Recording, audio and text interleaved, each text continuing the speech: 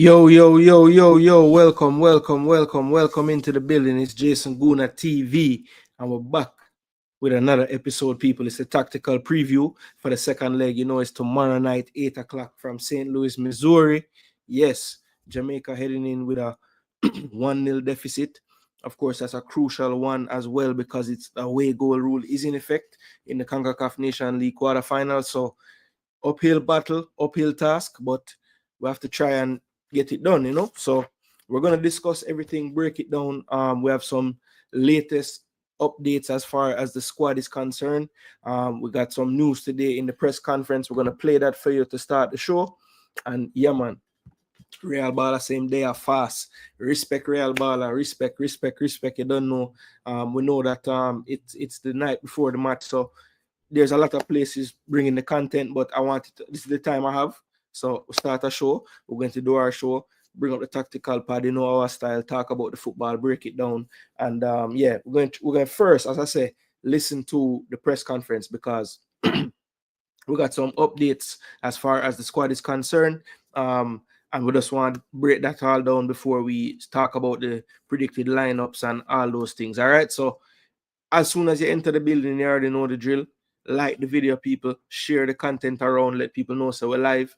If you're a subscriber to the channel, make sure that you have the bell notifications turned on so YouTube can alert you. I do my due diligence. I try to share it around to people and places, but yes, you guys go ahead and let it grow legs by sharing it around as well. Yeah, man, if the whole way I share it around, then people will know. And I believe if the people them know that we are live, people are gonna turn up because them know when you forward to this channel, you get some football discussion. We're gonna break it down, and it's an interactive show, people. So I believe that the comment section is important during the shows. So I'm gonna drop on the thoughts as we go through because at the end of the day, yeah, man. Rather than here with 5 sane man that over there. We say Jerry Springer. Yeah. Well, look. Everybody have them thing, brother. Me not fight nobody. It is what it is, people. Big up all the YouTuber them out there do them thing. Jason Gooner TV is, just a brother we know football. We start a channel and we just like for reason football with the people them. So that's why we start the channel. See? So yeah, man. My thing soon gets sorted out the next way. But in the meantime, you already know. We're gonna put in the work. Yeah, man. But yeah, me know you talk Real Ball. Sometimes it get a little mad, you know. But it's all good.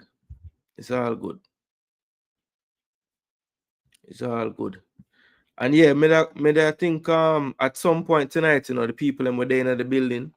I think I'm gonna open up the phone line and let some people drop their thoughts because sometimes I like to get some different perspective as well. So if that's something where them want to do, people them want to do, we can set that up. All right. But first things first, people. We want play the press conference from today.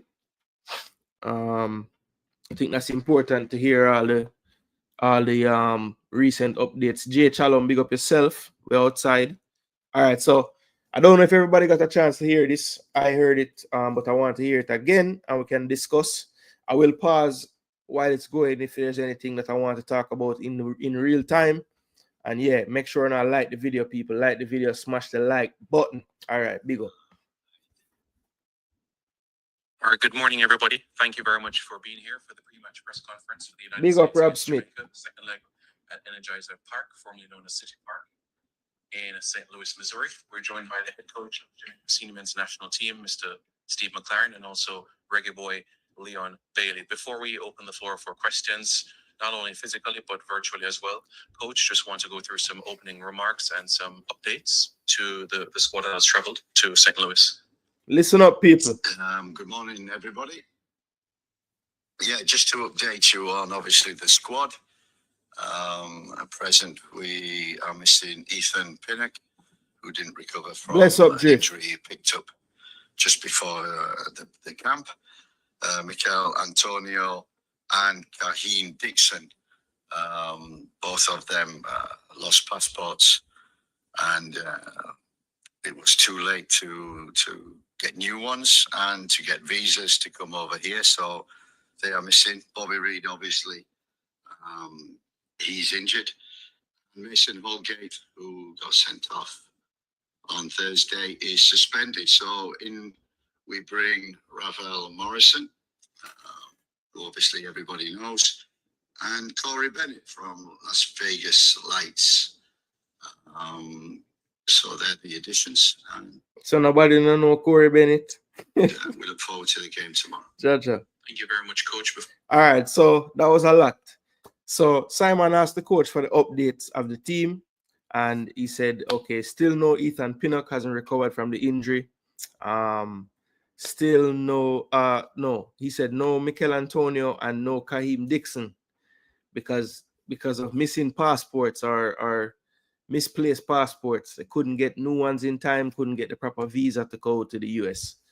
So yeah.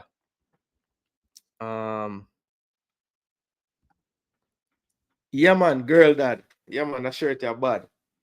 Yeah, man, all girl dads, they don't know what's up. How is Bobby injured all of a sudden?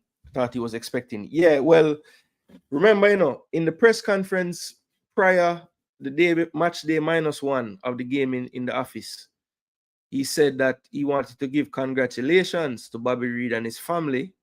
His wife had a son, right? So we know that the birth happened, right?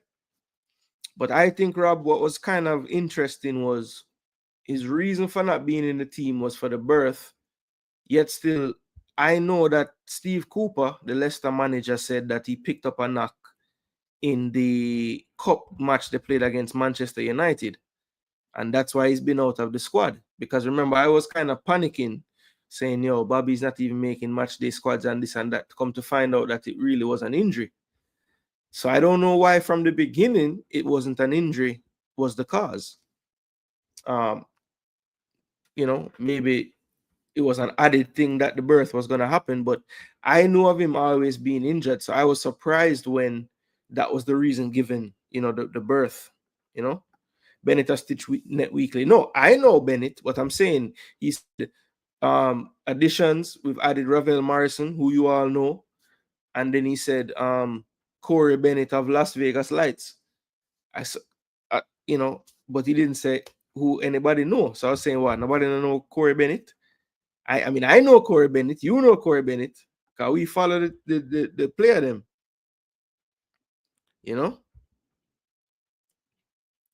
I wonder how much, I was going to say Hal Grimson. I wonder how much McClaren knows of Corey Bennett. That's what I wonder. But, Corey had a good season this season for sure.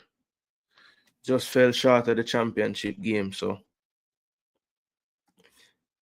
Yeah, Corey Bennett. Corey Bennett is in the USL Championship. He plays for Las Vegas Lights. I believe he's 26 years of age. He has 15 goals and an assist this season in like 30-something appearance. So yeah, 36 appearances, 15 goals, 1 assist.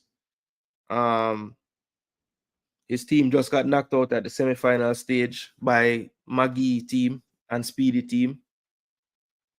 So yeah. Speedy is still a switchbacks, right? You gotta be. Yeah.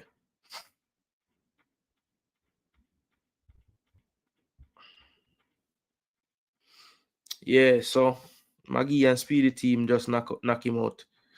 So it's Las Vegas lost. So if they had won, I don't think he would have been able to come. Or maybe, I don't know. I'm not sure. Oh, y'all laugh about the injury thing. Yeah. I don't know how the bird thing was even a thing. I don't know why that was even. I don't know. I'm starting to wonder if McClaren is only a coach in our tournament breaks. Yeah, it's based on the answer to my question when I asked about John Russell, and his original thought to my question was to tell me of a friend of his that had called him and told him how much of a revelation John Russell had been lately. You know, which I thought was kind of strange. Like, okay, so without me asking you the question and your friend telling you about John Russell, you know, he's not really in your thoughts, because then he said, I'll have to look into John Russell after this window. And I'm thinking, what would make you not be looking at him during prior to this window that we're in now?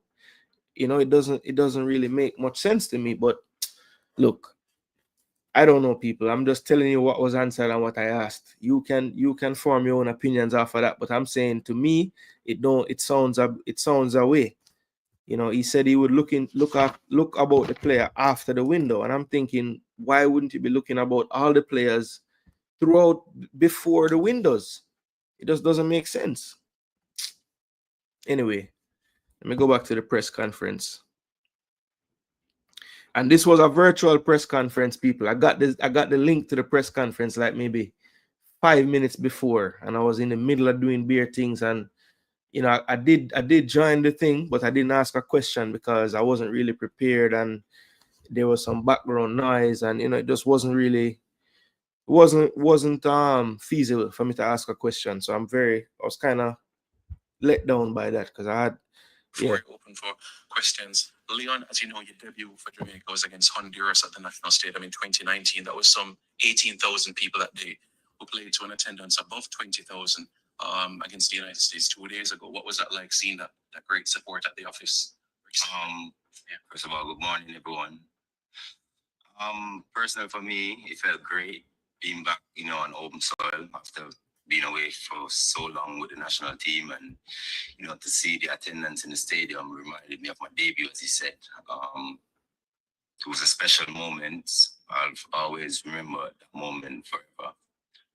But you know, I'm just sorry that we couldn't give them the win that we wanted to the last game. But you know, the attendance, I think it was so important for the players to feel reconnected, and the fans feel reconnected with us as well. And it's a good thing for us moving forward. And I think if we can continue doing this, and you know, for us, it's gonna help us a lot. And definitely we're gonna try to, you know, get the results that we need to, you know, keep the connection and the bond going. So yeah, definitely was a good feeling, and I hope to see lots more of that in the national stadium. And yeah, we're gonna try to get the results for the fans. Thanks, Leon.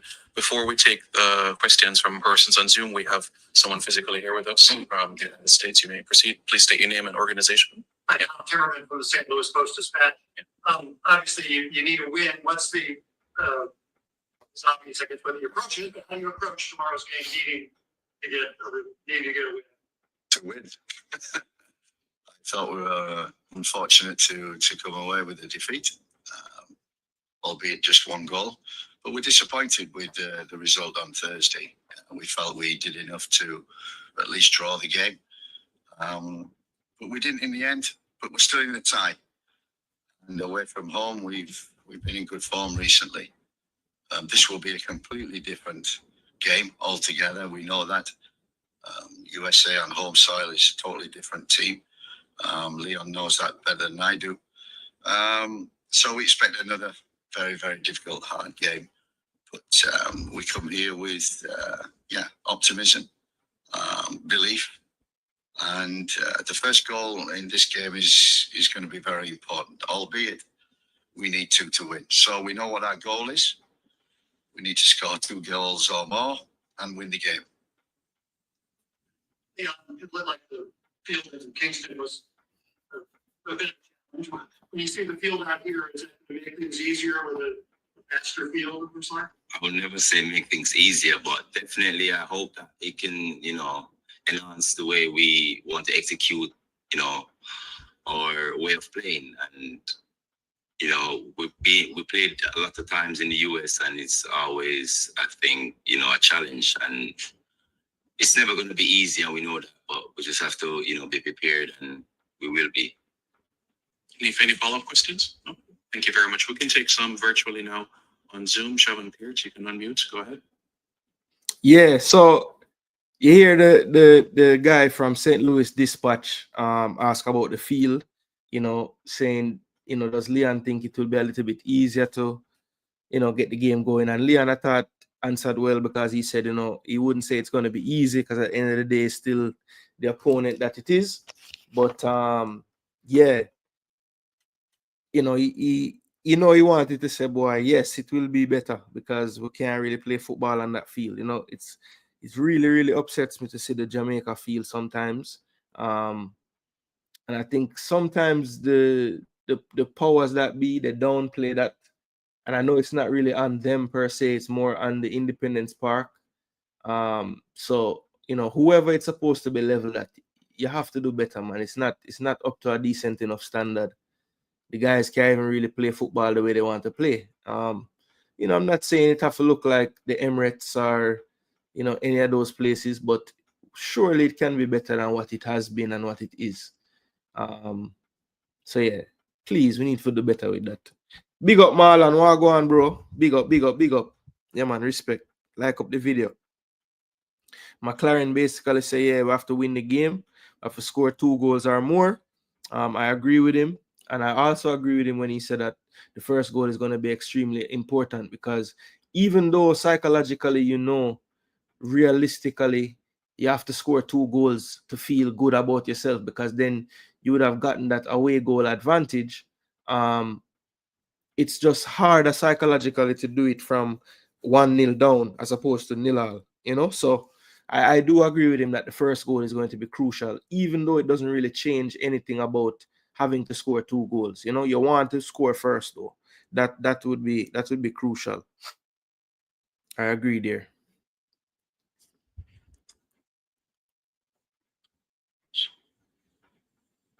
All right. In the meantime, we can go to Issa. Yeah, Simon, can you hear me now?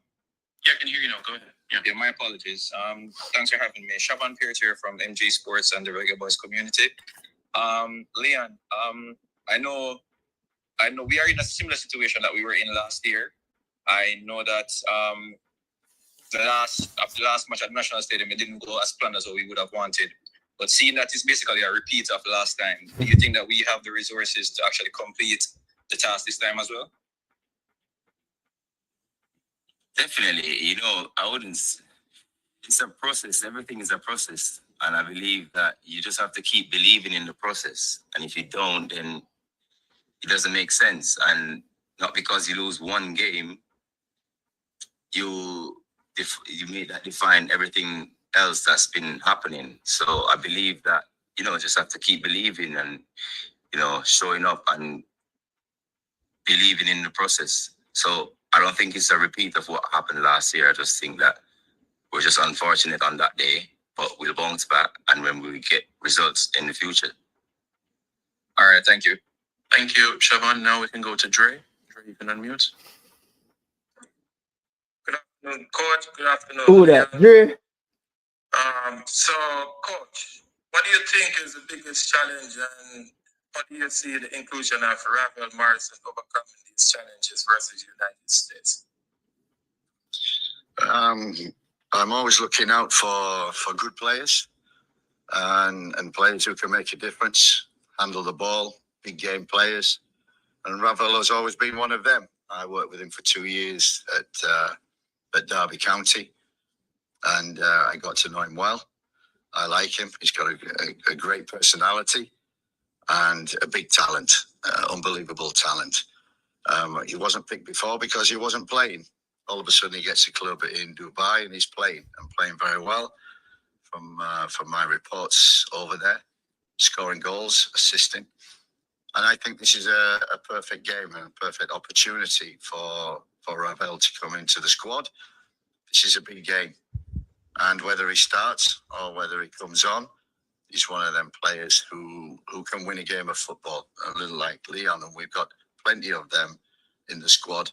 So to have Ravel there to start or come off the bench is a big plus when we need a goal, we need creativity. And also I'm looking forward to seeing him play. And I think it's a big opportunity for him as well to come in and show what he can do. All right, so have to pause it right there. So big up Dre anyway that sports asked the question, say, how will the inclusion of Ravel help us, get over the line for this big challenge? Bless up yourself, Float. Yeah, how will it help us get over the line? And McClaren, I keep wanting to say Hal Grimson. Why? McClaren said, he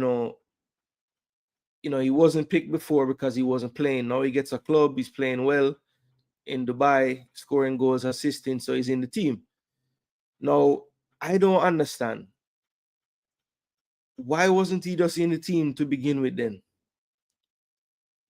Does that make any sense to anybody? Like, why wasn't Ravel just in the team to begin with? Because if you think about it, nobody dropped out of the midfield. Is a defender drop out, Antonio now forward, Pinnock still out. You already knew Bobby Reed wasn't in the team, so you can't really count him as dropping out. So the fact that he's adding Ravel for the second leg and then talking about how he's found a club now and everything, when he had already found the club before you pick the team. So I don't know. It's kind of strange.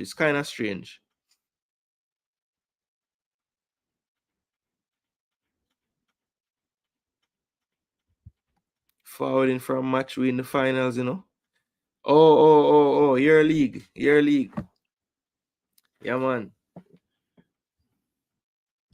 Yeah, Float. It don't make no sense. Can anybody, somebody that's here right now, please talk to me. I was about to say, how was the cheering on your team? I'm sure you go forward with some excuse why you never play. Injured. You're always injured. Oh, you're injured, so. From a know that brother, and I'm always recovering from an injury. I feel every time. Yeah, well, Float, it don't make no sense, bro. It don't make sense to me. Like, why is it that Ravel added in the team? You know what I'm saying? Brando says same question I had.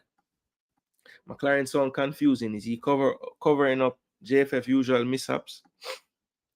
Yeah, man, always recovering, man. That's literally, that should be like, when you have your thing, whatever social media, and you have your name, and it have a little line about what's going on with you, recovering from injury. That should be your thing, recovering from injury. But yo, may I tell you, it don't make sense, people. I was like, what? So he's playing now, and I don't know. Let's think about timeline to people, because let's be fair. The squad dropped. All right, the game played the 14th. The squad came out, the 10th? Had to be pushed back to the, no, it was the 8th. And it got pushed back to the 9th, right? So it came out on the 9th. Now, if the squad announced on the 9th, they would probably start that process of alerting and sending out their emails and whatever they're sending out. A week and a half or so prior to that. So when did Ravel actually sign? I don't know. The problem is you have to be great to lie for the JFF. Yeah, because eventually, when you start that path, of lying, it just continues. Their F's up are not normal. Yeah, man. Telling you, brother, where I was when this was going on, I was so upset that I couldn't, because it would have been, the quality would have been poor. I never want to put that on myself. Just wanting to ask a question so bad, even if it would have sound bad. Coach realized that the midfield was short, as I have been saying from the selection. But that's the thing, Duke. Why is it that we as the fans can look at the squad them and say, yo, literally, when we did everybody picking the teams, everybody said, we don't need 9 defender. We don't need 9 defender. We don't need 9 defender. The man have 9 defender and name another defender as a midfielder. So, I don't know, brother. I don't know. Ravel was there to be picked from beginning, We say give him some props for changing it. All right. Hey, you're a glass half full type of person. That's good. That's balance is what we need in life, So some of them are gonna say, yo, what a brother fool, because him never pick him from beginning. And some are gonna say, oh, at least him see him error and him add him, So depends how you want to look at it still. But yeah, see, somebody can look at a positive out of it.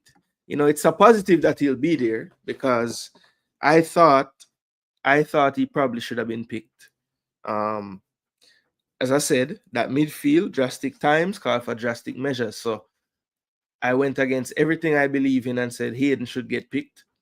And I thought the second half, at least the first 30 minutes of it, I was proven right. You know, he did run out of gas late and he was kind of out on his feet. And I think that's what caused him to get that yellow card in that phase of the game when Tillman got by him. But yeah, I feel like in the midfield we just needed that help. And you know, the minute that Ravel started playing again, at least playing in some type of games, I would always say to put him back in the team because you know he just offers something different. You know, he just offers something different, and he can create a moment. You know, we've seen him score. When is the last? I think did he score the last set piece goal we had? Like a direct shot. I think it was him, you know. Conspiracy theory. He always knew but wanted the US to plan around Antonio and Bobby. Maybe. Look, the only thing, JJ, to that. So, okay, since I never really touched on this before, I asked about the whole passport stuff, and basically what I was told was he lost his UK passport. This is Antonio. Antonio lost his UK passport. And of course, you know, he has his Jamaican passport still, but to travel to the United States on a Jamaican passport, you would need a visa.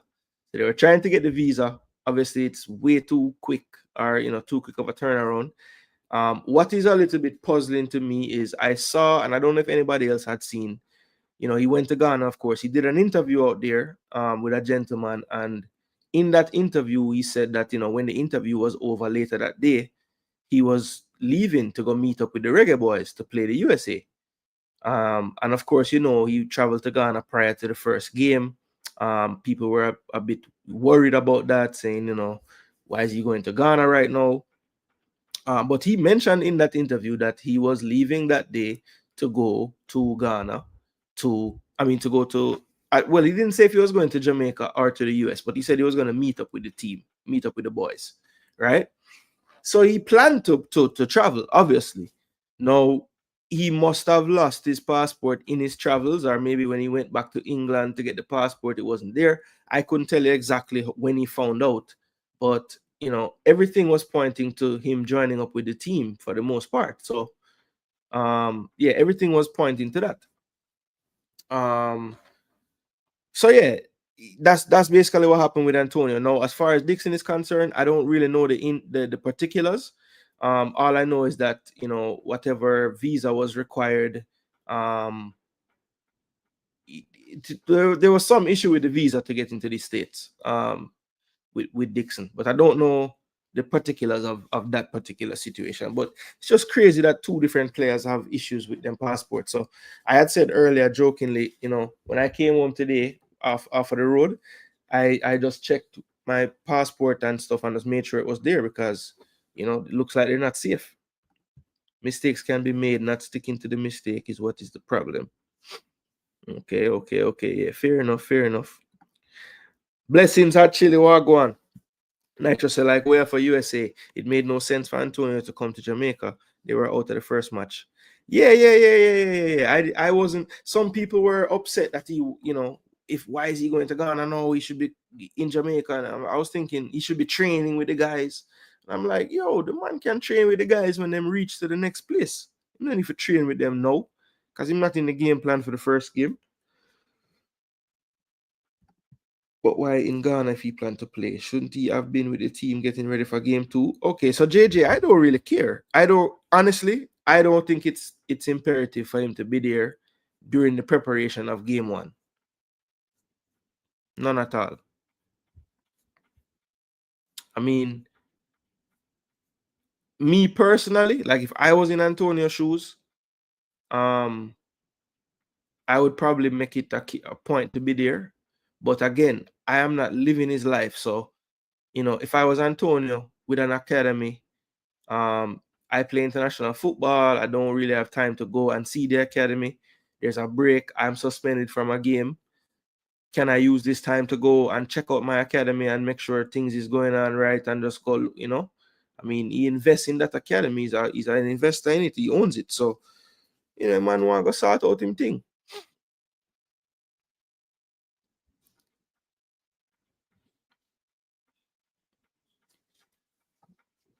Yes, just like what Nitro said. I mean, where, you know, the difference with Where is he's in the US waiting on them to forward block, and he's with you know, he's with the sports science people. They said, you know, staying prepared for the game.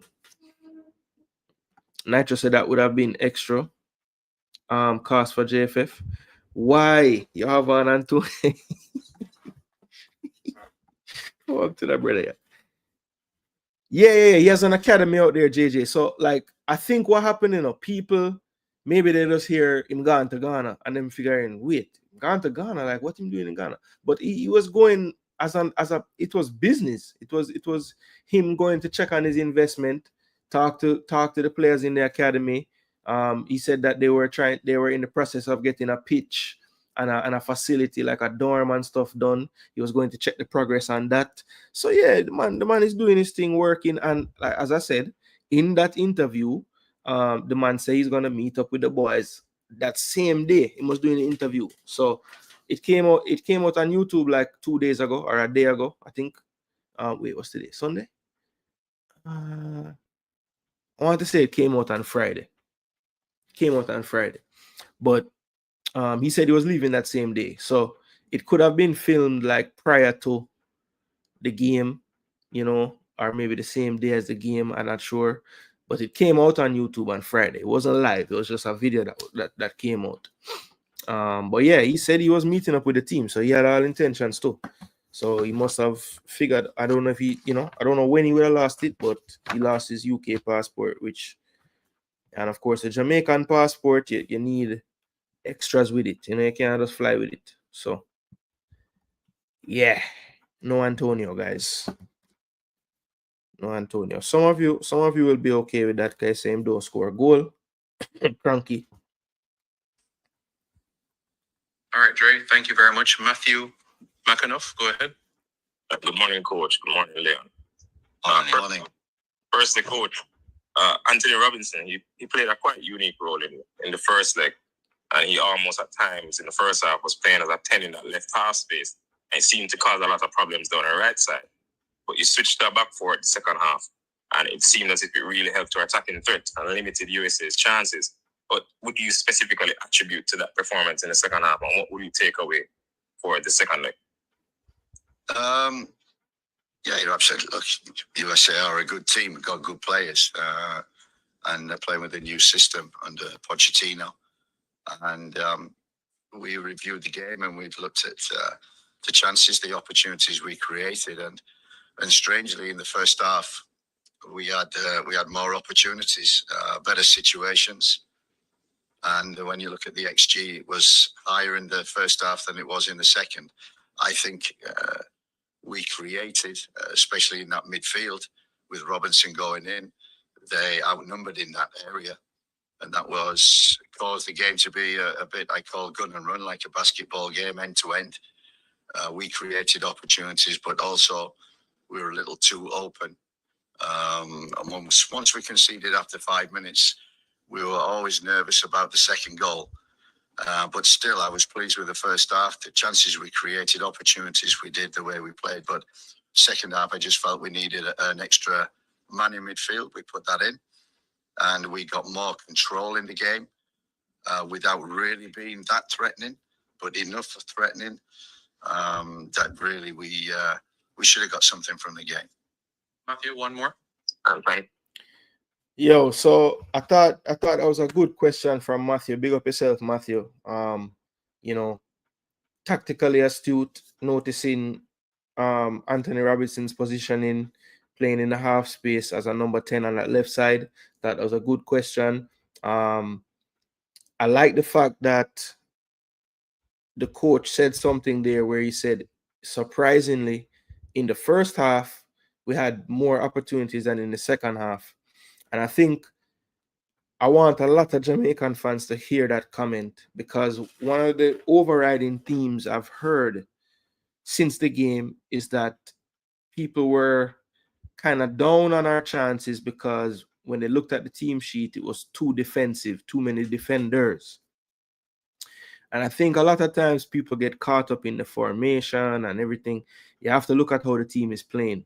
I thought that he took a chance with the way he was playing because he had 3 players basically staying up front. He wasn't Gray, Bailey, Shamar. They didn't really drop unless there was a prolonged spell of possession for the US and then they would retreat, right? But they were initially pressing really high. And it left a lot of room in the midfield, as he was saying. When they overloaded, when Robinson would get into midfield and more central, they had the advantage numerically. But the thing is, leaving those 3 players up front also left us in a lot of 3v3 situations with Reem, McKenzie, and Scally. So we were willing to give up something to gain something. And I thought it was very telling that in that first half, when the crowd and most casual, not even casual, but most fans watching the game thought we were too defensive, we actually had more offensive chances to do something in the first half when we went so-called ultra defensive. So it doesn't matter the personnel, it's more about how they play. For me, if they were going to do that tactic, I don't think Casey Palmer could have been one of that defensive area, right? Because if your wing backs aren't going to go forward, and you just have the 2 midfielders there in midfield by themselves, they would have to be 2 bulldogs, 2 Latibeaudiere-like players. And I don't think Casey Palmer has that in his makeup as a player. So, I think that was one of the main issues in that first half, why it looked so open. We couldn't really contain them in those half spaces. And, maybe if the 3 players pressing up front are in perfect unison, you'll get more joy out of that. But I don't think they were so successful winning the ball so high up the pitch. It was typically turned over in the middle phase or the middle third of play. So that's something to look for. And I think people shouldn't get so caught up on the back 5 and it's so defensive. If the man leaves 3 players up front, those 3 players can damage you. So it's not like we're not going to get opportunities out of this ultra defensive formation or setup. It's all about the transition, and he left the 3 players, dangerous players, to hurt you in transition. We just didn't execute some of the passing choices, the weight on the pass, the timing of the pass. We never really clicked. The one time the pass clicked, well, 2 times. One was to Bowser for the penalty. The second time was to Cephas in the second half when he cut inside and took a shot that didn't really trouble the keeper. Most other times when we had those kind of possessions and advantages, the wrong pass was chosen, or the wrong execution was there. Duke said, I think Antonio was not guaranteed game time in this match because of Boza, Cephas, or Williams' form, and that's why his passport disappeared. Wow, really? Duke, that's your opinion. That's a wild take for me though. That's a wild take for me though. I don't know, man.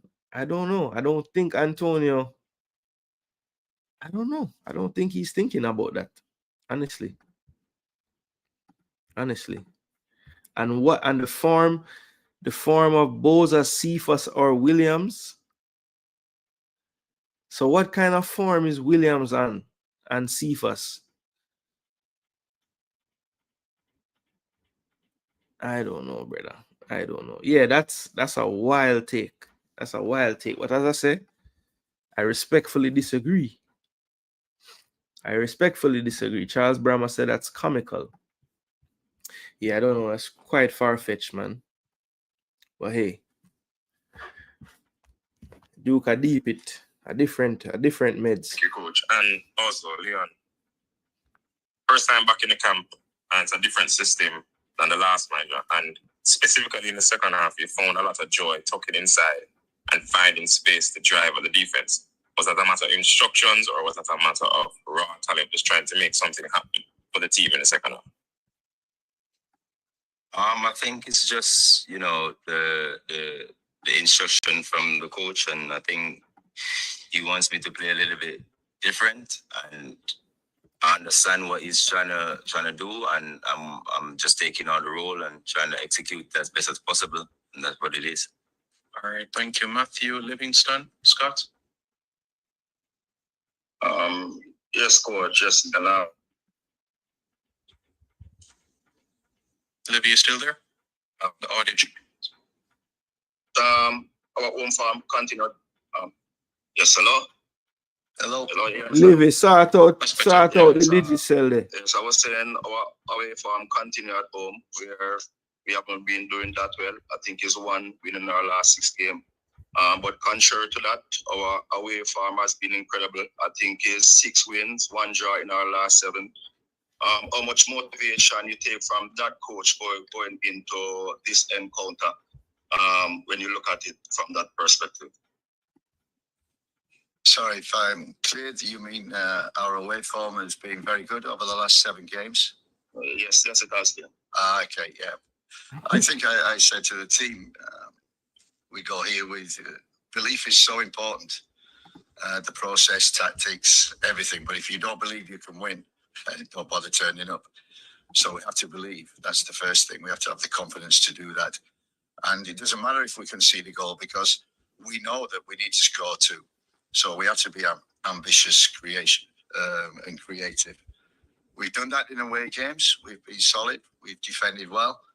And on transitions, been very good. That's why we won in Nicaragua and we won in Honduras. And when I reflect on the game a year ago, when 2-1 down against Canada and go to Canada and win 3-2, you know, there's resilience in this team. There's resilience in this squad. That becomes more apparent. You see that more in away games. And that's what I've seen in the 2 away games that we've had. I want to see that tomorrow. The resilience, hard to beat, the work rate. When you see, I watched Honduras, Mexico.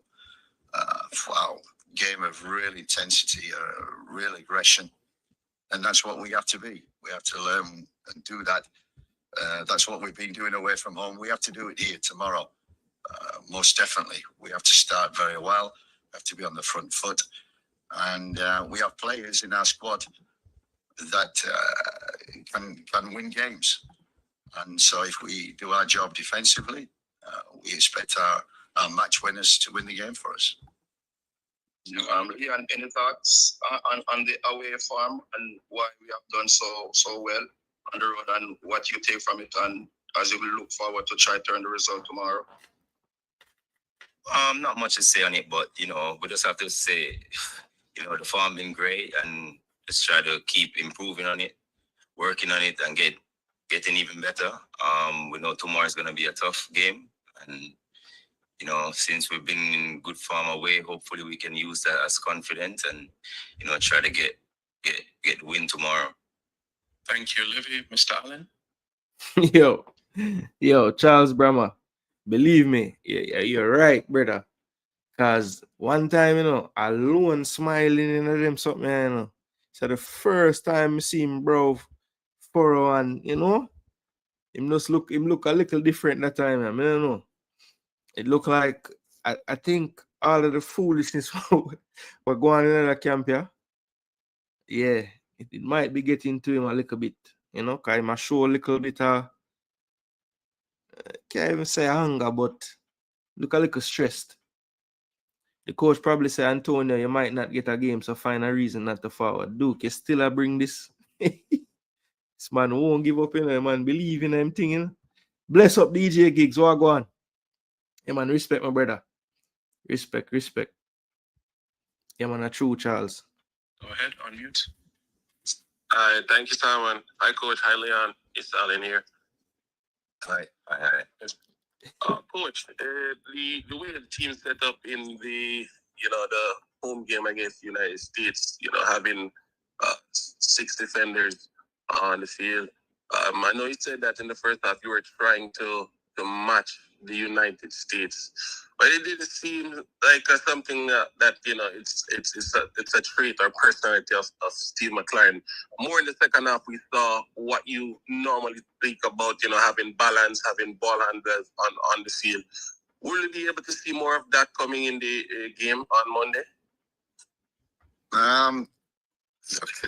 We've had 3 camps. There's our 6th game. I want to see players, different players. I want to try different things, try different systems. So the process is towards the goal of World Cup 26, of qualifying for that. So in between, we want to win games, but I must be able to experiment, to look at different players. I think we've done that. We've changed the squad at every camp, and also the way that we've played. We're always the same principles, no matter what system. And it's not about systems or anything. It's just about the process, about the players executing a plan, and being adaptable. And I think we talked about that the very first meeting we had with the players. This camp, we wanted to be adaptable because we know that the USA, all the other teams we've played, they played basic systems, but the USA, they play quite a good system, unique, modern system in terms of with the wing backs, box in midfield, build up with 3 at the back, and try to dominate them central areas. So we might try to nullify that. And although the game was very open in the first half, I was pleased with the way we had freedom for Shamar and Leon and Damari. When we won the ball, we broke, we created opportunities. We scored. We should score a penalty. And yeah, it just felt a bit open in the first half. It's great to try that. In the second half, we wanted to fill the midfield. People again, you see, when I said the man gone 6 defender, what the man said about the first half? It was so open.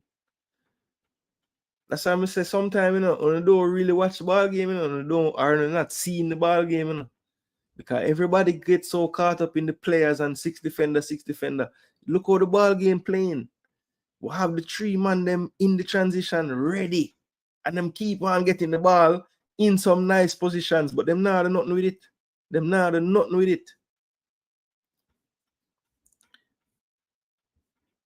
I agree. This Dixon and Antonio thing is nonsense. Professional losing their passport, unacceptable. Yes, very unacceptable.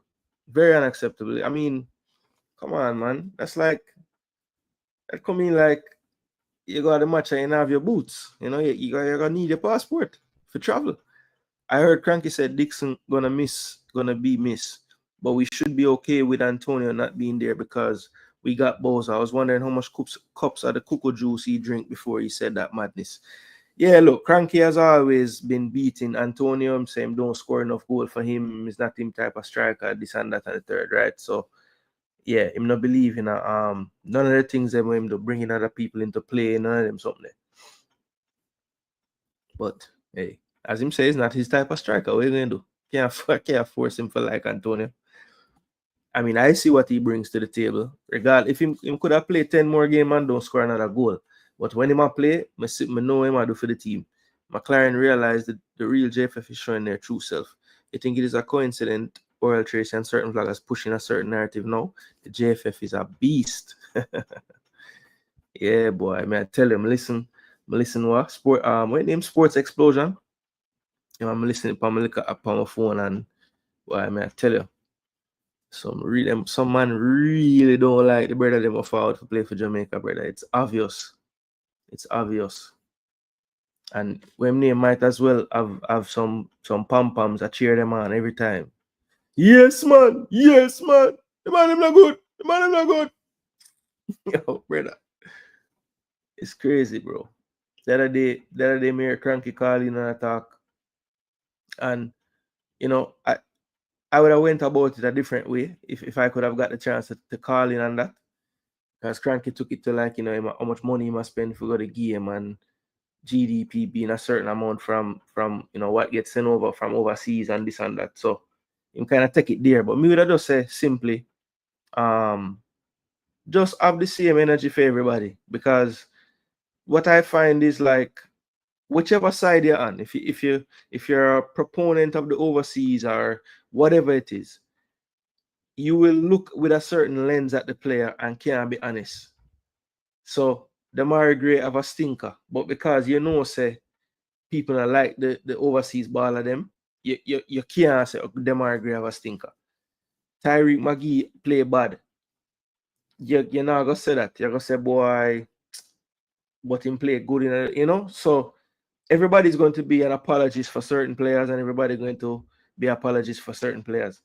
I just want us to get to a point where it don't even matter which one of them you're talking about. You can just deal with it like, this is my opinion on their performance in this game. Don't let anything else cloud your judgment besides the ball game. I think so many times we frame all of our arguments around, you know, local overseas. Just, I guess it's difficult to get it out there. It's kind of like in America, people can't stop talking about race. It's the same type of thing, you know? It's just a part of everybody thinking. Charles Brahma said, before players are chosen, these things should be identified and stored. Not having Dixon to me becomes a wasted spot. Nonsense. Yeah, I would have to agree. I mean, I would think, and I will find out. You know, I've been able to ask certain questions and get certain answers. So I'll try again, and I will just ask simply, you know, before a window, what's the procedure as far as, you know, making sure whatever documents you would need to travel are up to date? Is that something that you figure out when the player gets to you? And if so, I think that's something that we need to change. You know, people need to check and make sure that their documents would be fine to travel prior to them, you know, joining the camp, I would think, you know. And I don't want to say they don't do that, because remember, you know, they said missing passports and missing things. So could it be a case that he has a visa but he doesn't know where it is? Maybe, and he couldn't get another one in time. That's potentially what could have happened. But again, with Dixon's case, I do not know. Antonio, I know for sure he lost his UK passport or misplaced it, can't find it. I'm not sure, but he doesn't have it right now. Check. Big up Pristine. What go on? Cranky don't like the ball. Yeah, man, him not like him. He says so himself. So I give him credit. Him speak his truth. You know, I can live with that. It's the people them where can't speak a truth. Them just speak. And them people you have to watch out for. Jason was Wagwan. Stephen Lyle, we there. Share the same sentiment. Yep. Big up Presser. Why didn't he bring in Russell Hayden and Morrison? Yeah. I mean, think about that. That's a nice midfield three right there. Good balance. You have a 6, you have a 8, you have a 10. You have a 6 and 2 8/10s, really. Because Ravel is a 8 right now at this stage, I think. Bless up Chris Smith, what go on? Jamaica has very few real football fans, mostly wagonists. I would agree with you there.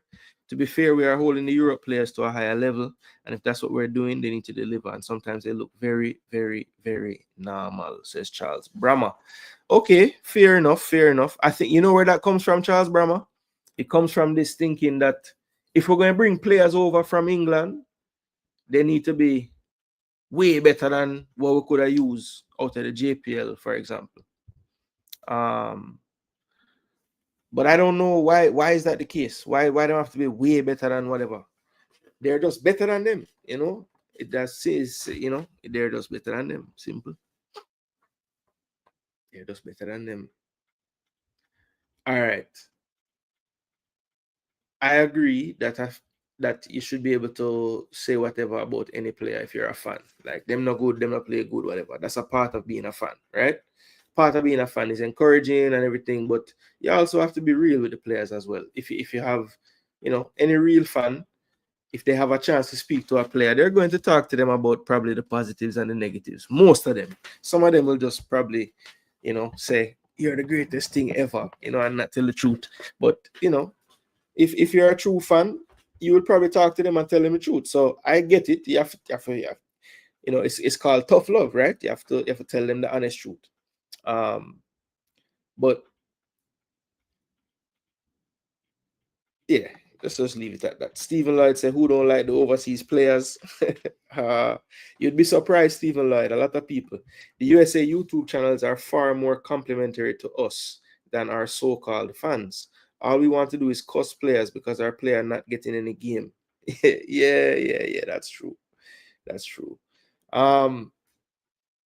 Yeah, I just think that that element of okay, the thing that really bugged me more than anything, right, is I hear a lot of people saying, you know, it seemed like certain players that forward from overseas don't have any fight, right? And I don't know, man. I don't understand why people think that. Even like in the games, I think people, I'm not sure because like to me it don't look like somebody like Joel Latibo there, for example. It don't look like he's not trying. Even Holgate, who has been poor in terms of distribution, I will for sure he's been poor on the ball every step of the way, pretty much. But I don't think it's because he's not trying. I don't think it's like, you know, he wouldn't give that 100 to sprint back or something like that.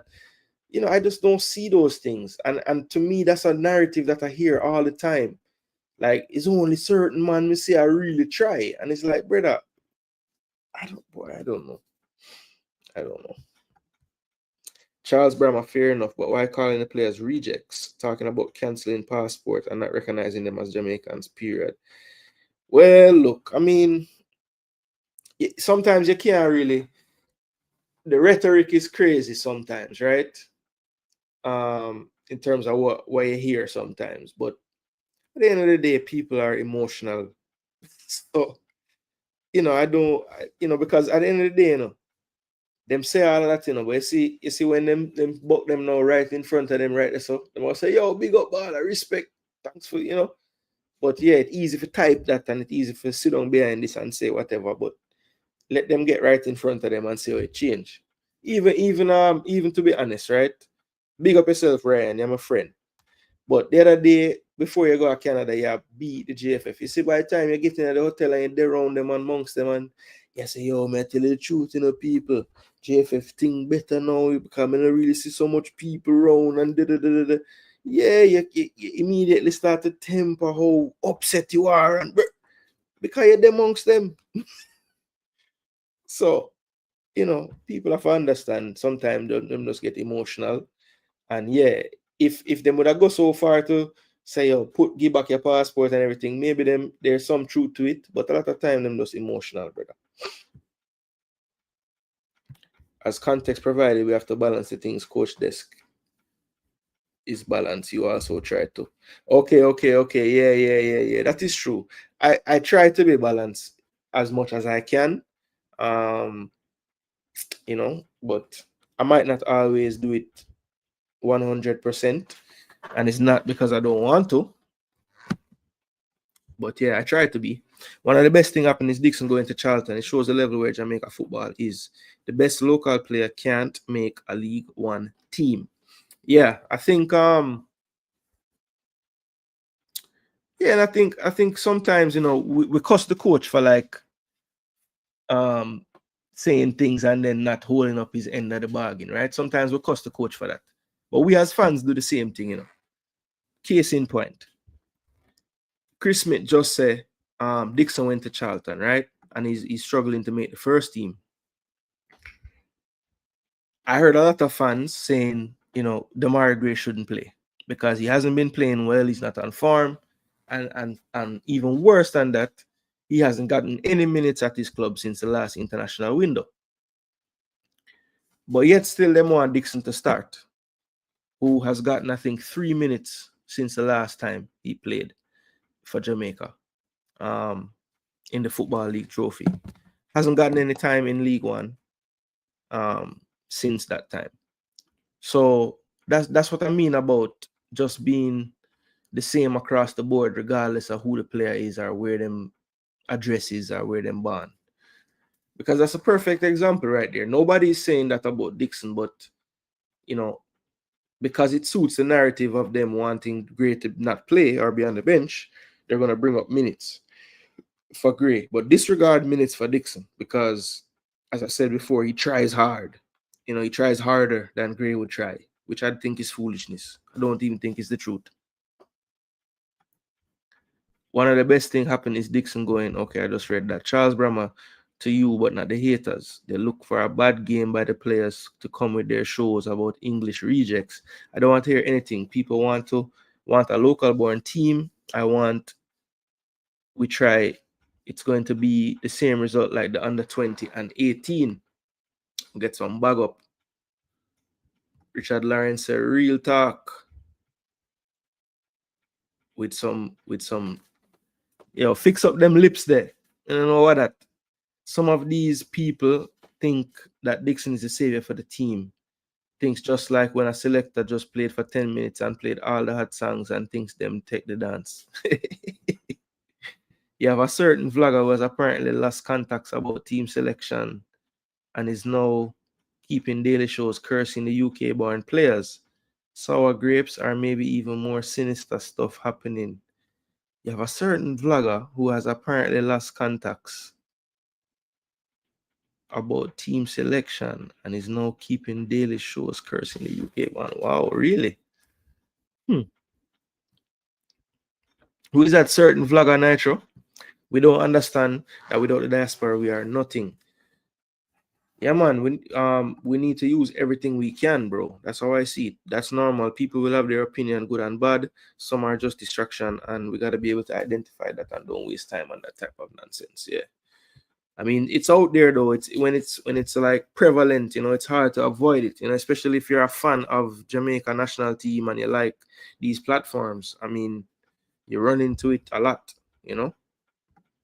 Since Dixon played against Honduras, you only played 3 minutes against Chelsea U21. Yeah, I know. I just mentioned that, Chris Smith. Lulu, big up yourself, you know. Yeah, man. Old man Tyson run out of gas, brother. Yeah. And people, we never even forward block last night, you know, because it just couldn't work out, brother. The day they just got crazy and the night did even crazier. So we never get a chance to finish up the something there. The rankings. So what I'm gonna do, I probably just put in the community tab one day, just put out the rankings for the last game and let them know what they think. I mean, I have the paper fill out, but we just never forward back to do it. So yeah, next time. So life got people. The life of a YouTuber with a life, you know? Stuff out here.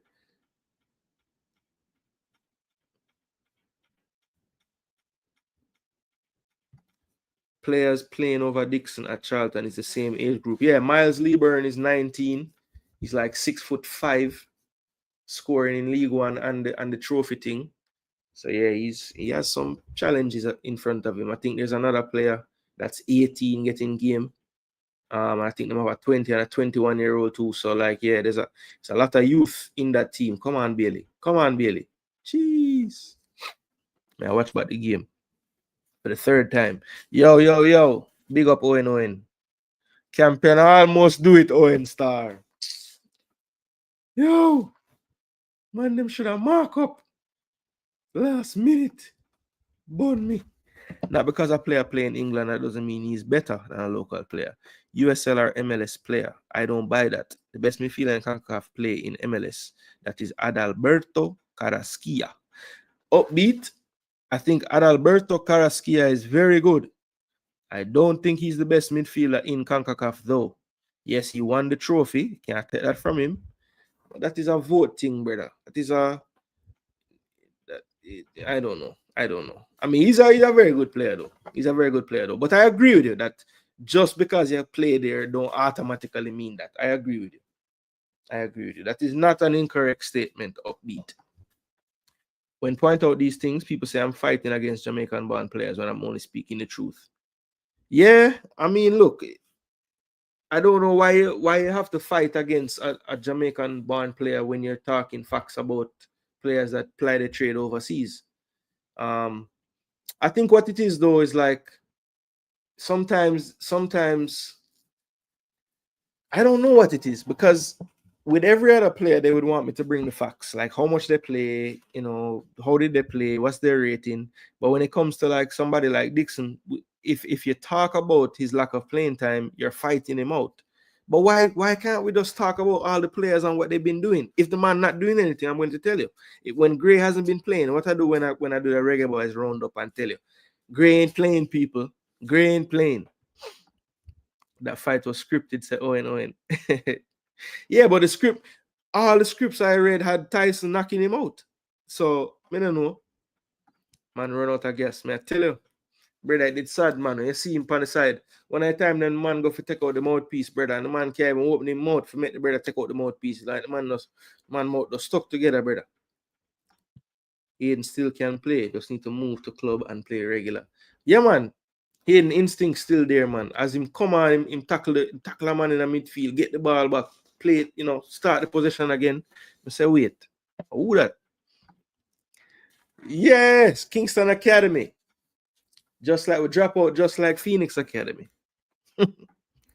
Why only Jamaicans think their players are the best, but when they go overseas, the coaches think different. I couldn't tell you, brother. Karaskia plays in MLS, not the JPL. For real, Nitro. I think we should be beating the USA and Mexico full time. Where I say we should not be losing to these scums or these scrubs, right? Boy, Richard Lawrence.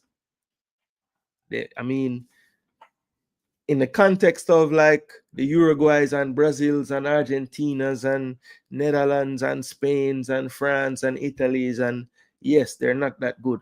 But in the context of the Surinams and Jamaicas and you know, Trinidad's and they are that good.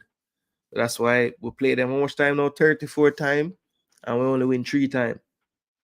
10 draw. So yeah. That's not by fluke.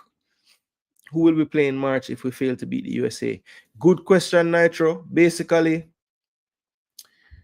I believe the 4 losers will face off against 4 teams. The 4 teams that came.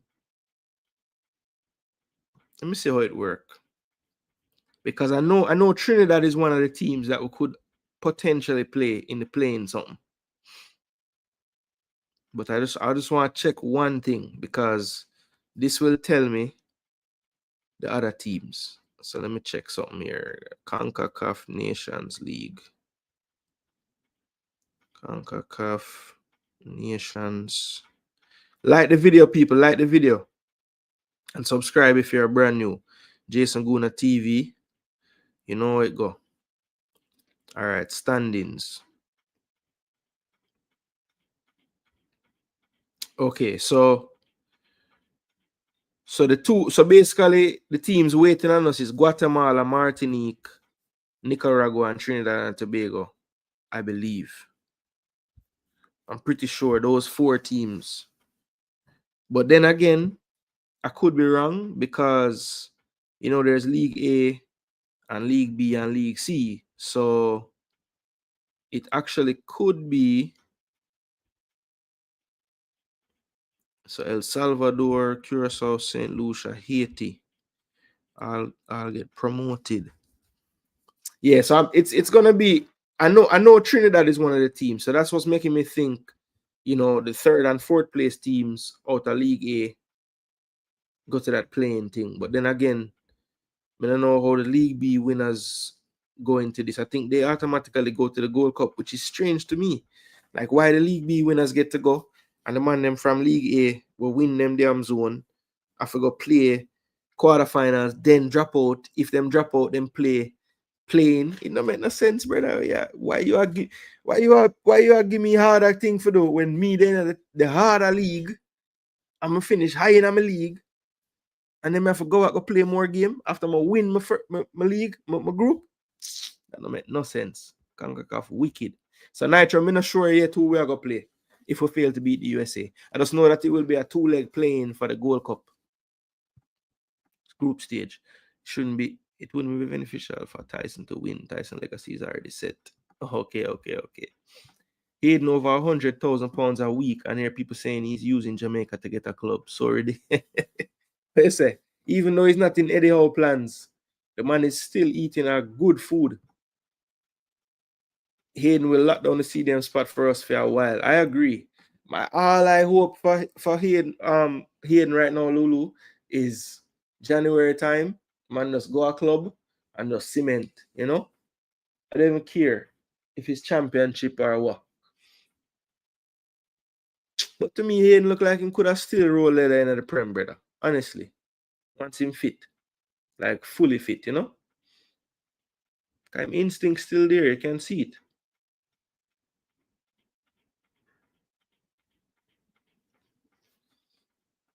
Ratty, the referee are mad. I don't know how Latibody here not get called for that foul. Jamaica, please win. It's been almost a month. Actually, I don't know how this feel, you know, as a City fan, you know, them drought, yeah. What happens with Mason Holgate going forward? Let's discuss. As he played his way out of another call-up, I do think he started the second half good, but then it got ugly quick. Charles Brammer for me, I think he can be in and around the squad still, honestly. When you look at the centre-back options, the only way I see him dropping out of the squad is if we have enough midfielders to put Latibo there in defense. Because to me, I'd have Latibo there ahead of him in a pecking order of defenders. I would have Bernard up there, I would have Pinnock up there, I would have Latibo there up there, and I would have Damian Lowe. So, you know, for me, Holgate, if you don't need a fifth centre-back, I wouldn't need him. Now, personally, I wouldn't mind to see him in a system where he's playing right back. Because it seems like he wants to be able to, you know, play those passes and stuff. Maybe put him higher up the field. You know, he's not the slowest of centre backs. He has a decent amount of speed on him. So potentially he could play the right back role and you know, maybe you give the left back, whoever's playing that day, a little more freedom. And you can always defend in the three, tell him to kind of sit, don't push too far. But honestly, Holgate for me still would be called, because I think if I have four centre backs in my pool and Latibo there is a midfielder, not a centre back, then I think he's in the four. For me, it's Pinnock, Bernard, Lowe, and Holgate. So yeah, until we have enough midfielders to where Latin not playing midfield, I would call Holgate still, honestly. Newcastle basically wants him to walk out of his contract, and he doesn't. They're holding him hostage to frustrate him. His salary is the problem because it's so high. Yeah, well, that them choose to pay him when them decide to pay him. Also, if tomorrow game ends 1-0, Jamaica, is it straight to penalty shootout? No, Charles Brammer. It will go to extra time. And a 1-0 Jamaica result is the only result that could cause extra time tomorrow. Now, what I would love to find out is, in the extra time, do the away goal rules still count? Because I think that's something that they did tweak with that away goals rule. You know, once it goes to extra time, it kind of goes away. But I don't know. Sometimes they still count it, so I'm not sure. My opinion is that Holgate will struggle to get back if Ben Johnson and Dujon Sterling come through for March 2025. Yeah, Dujon Sterling, Ben Johnson, that would be good. You know, I mean, but I don't know how that really affects Mason Holgate, because I don't think either of those players are playing centre back. So how would that affect them? Well, I guess that means, you know, Dujon Sterling could play midfield. Ben Johnson been playing kind of high up the park for Ipswich this season.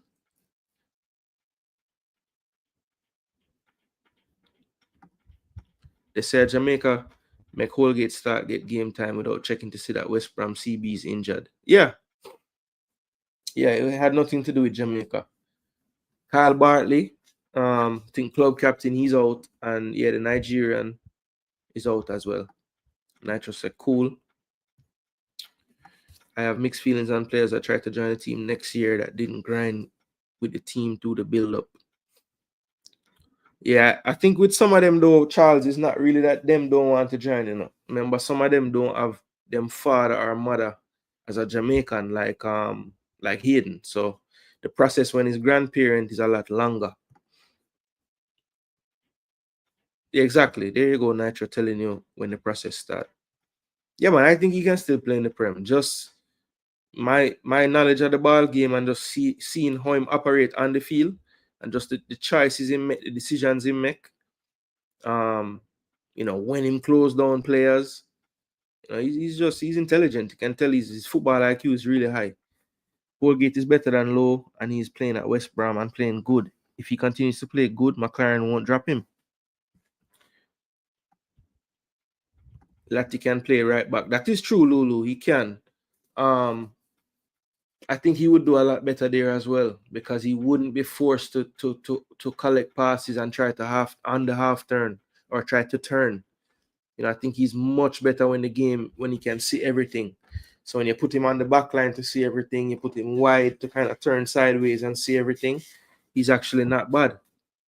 It's when he has to show for the ball, look over his shoulder, turn either way, that's when he has his issues. No time low is better than Holgate. Yeah, I mean, there's the second yellow by Mason. Bell was there on the cover too, you know. So him kind of panic. Him never really need to panic there.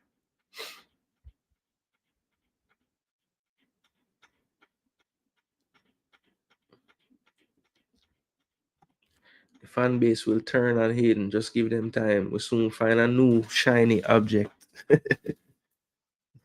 Charles Brahma disagree with Chris. Only Jamaica can start over Holgate. Only Jamaica Low can start over Holgate. Nowhere else.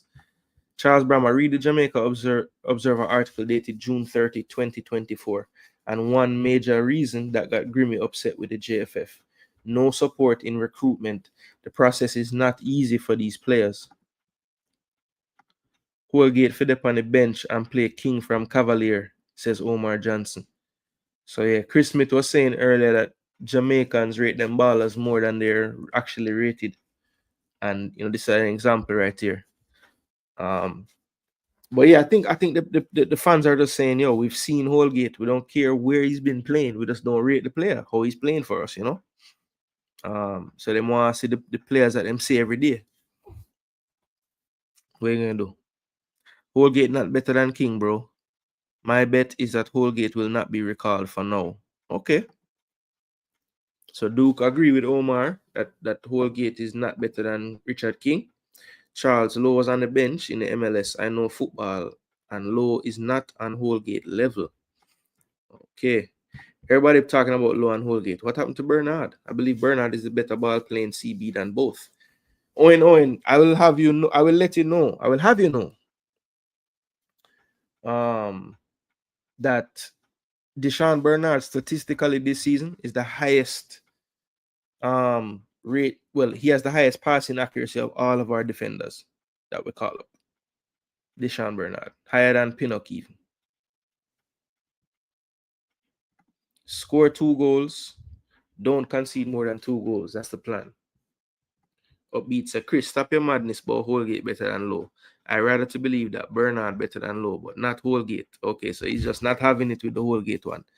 I remember when everybody running me down that Low was better than Pinnock and told them, please watch football.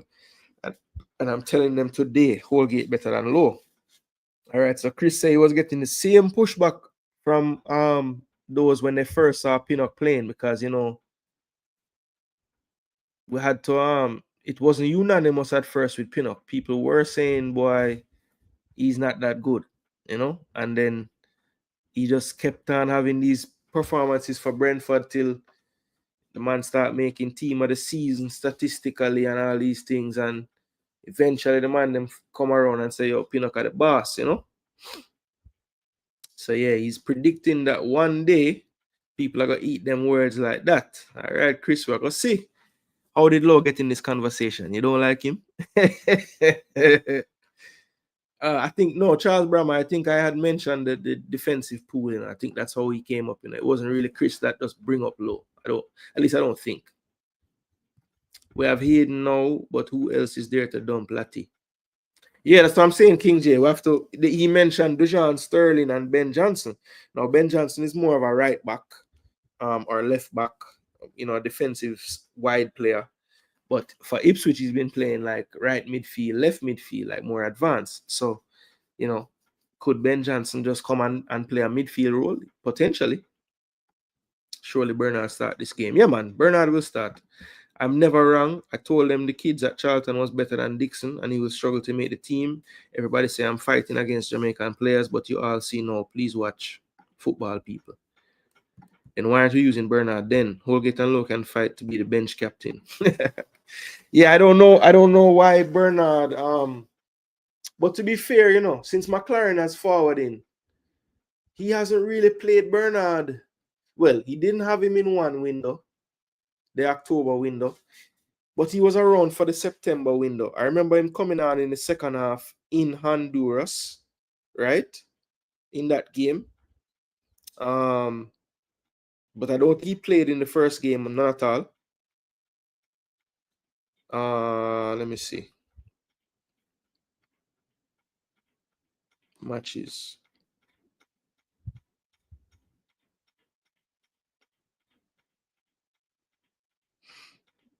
My group.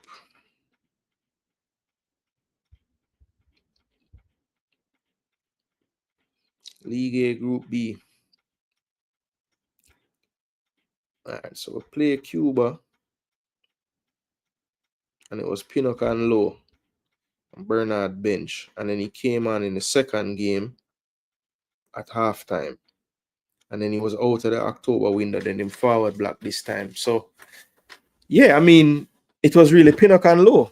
So, you know, I remember going into those games, I was saying Pinnock and Bernard would start or should start. But of course, Lowe started. And to be fair to Lowe, Lowe had a good window for the most part. I think in Honduras, he ran out of position a little too much. But, you know, that's Damian Lowe. What are you going to do? You have to try to win the football. So that's kind of his game, you know, aggression. I've been watching Holgate for about 7 years from a youngster. He's better than Lowe and King by a mile, says Patrick Riley. Find Lewis Baker, Granny Docks, and along with Hayden and Ravel, we could have a much better midfield.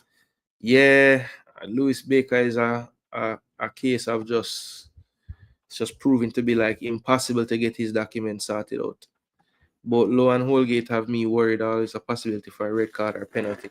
Yeah, King J, that's the one thing about Holgate I will say, like, you know, his record of cards and stuff, not the best at all.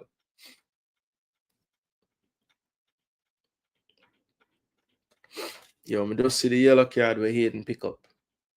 And you know why I'm really pick up the yellow card, brother? Watcha. Tim Ream. Pass it. So Hayden one start chase the man, you know. Maggie the right side of the man and not chase him. Ah, boy. Who thought Dixon would have gone to a new atmosphere, new team, and start? That's the type of distraction nonsense I was talking about earlier. Those people who thought that are silly. Okay. So Charles, I say, yeah, Chris, nobody never really think that.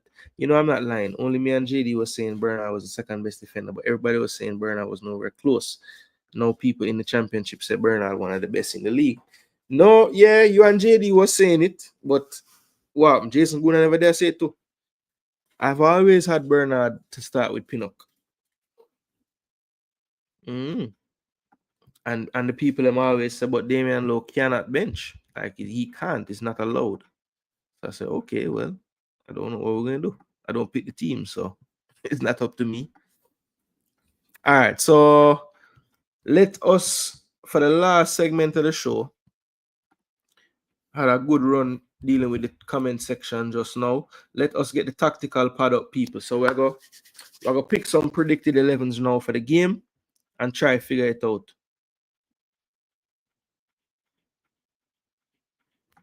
I can't believe you watching football and believe people not watching. We watch Holgate have wonderful games for Everton in EPL and England. Yeah, of course. I know, I've watched.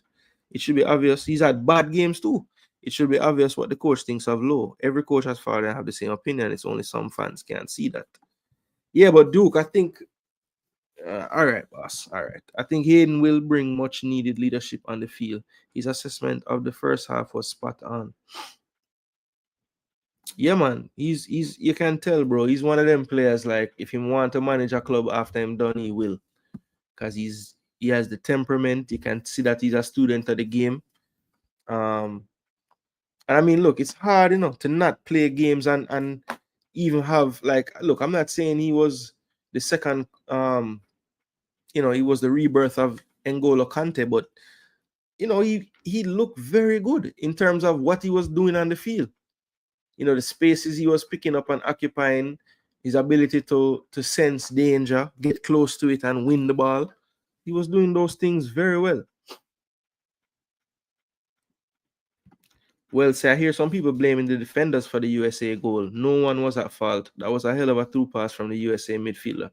No, Wells, I wouldn't say no one was at fault. It started with Latibodere and Palmer just not being aware enough. When Latibodere, because Latibodere is responsible for Pulisic when he first lays off the ball to Johnny.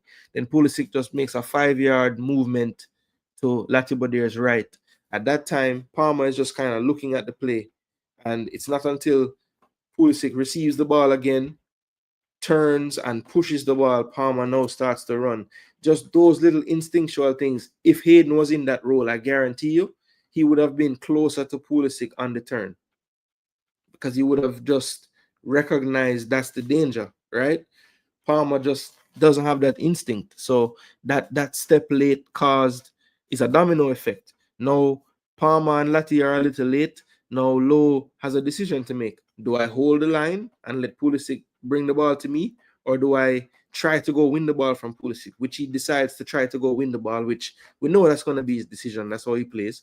And he basically was able to outguile him and just toe poke it through his legs, and Pepe is now in. Greg Lee also doesn't really, he's caught ball watching just a bit, and he's late to realize that Lowe, Holgate, and Amari Bell have stepped out a little bit further than he is, so he's not in a position to get the player offside. So it was a domino effect from the two midfielders not being aware enough, and then the chips started to fall after that. Wells, I agree. They are downplaying the beauty of the play for that USA goal. No, look, the movement and the pockets that Pulisic picked up in that play, and then Pepe recognizing where the opening was, because he kind of drifts off of where Lowe was and then turns and kind of starts pointing behind to where he wants it. So, it was good synergy and movement and fluidity from all the players involved. But, just like most goals, it wasn't it wasn't because of a lack of awareness from the defense either. Holgate, Hayden Gray, England under 21, same time, and they was wonderful. Yep. Low knows Concacaf. Yeah, the leader, that is true. He does have a lot of experience in Concacaf.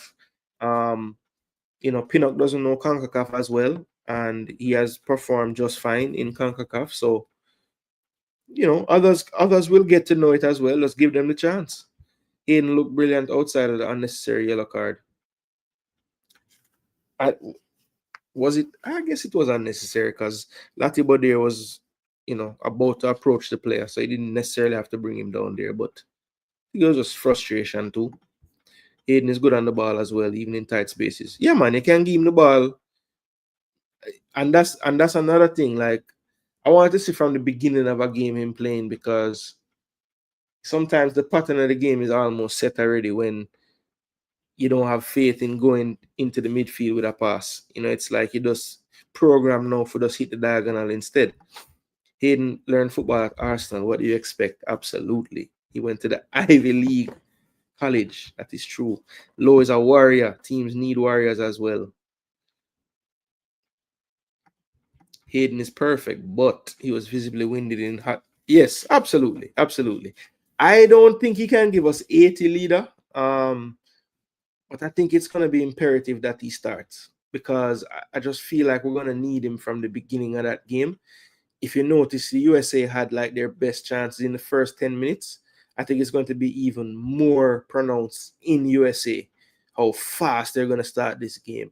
And I think his IQ, his ability to locate where the danger is going to be needed in that first stretch of the game. So to me, he would be more important to start the game than to close it. for me.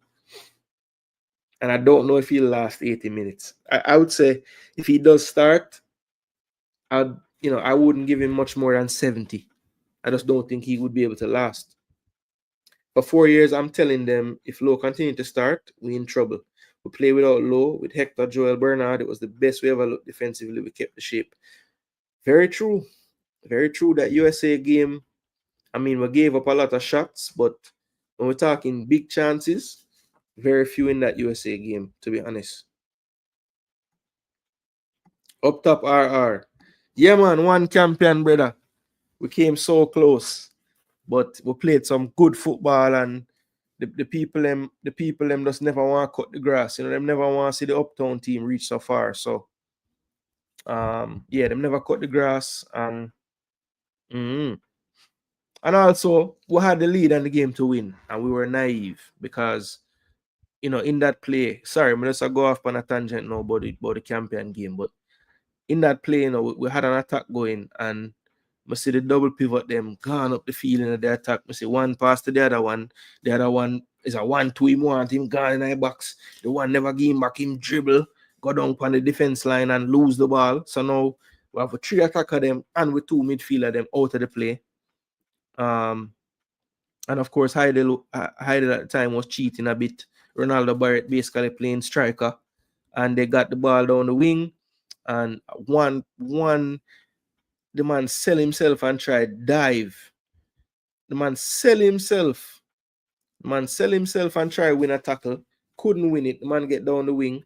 And then the defending was just poor. The marking. I mean, Ronaldo Barrett is right in front of, he's behind one player in front of one. The one who is behind Ronaldo Barrett, I don't know for the life of me why the man never tuck in and get tighter to him. Because him even take a control, turn, face the goal, and just put it in the corner like it was so easy. No, but actually, honest to God, man. Ask leader, ask anybody where they are Jamaica if me I lie about prison oval field right now. Brother, the thing look like, it look away, brother. It look away.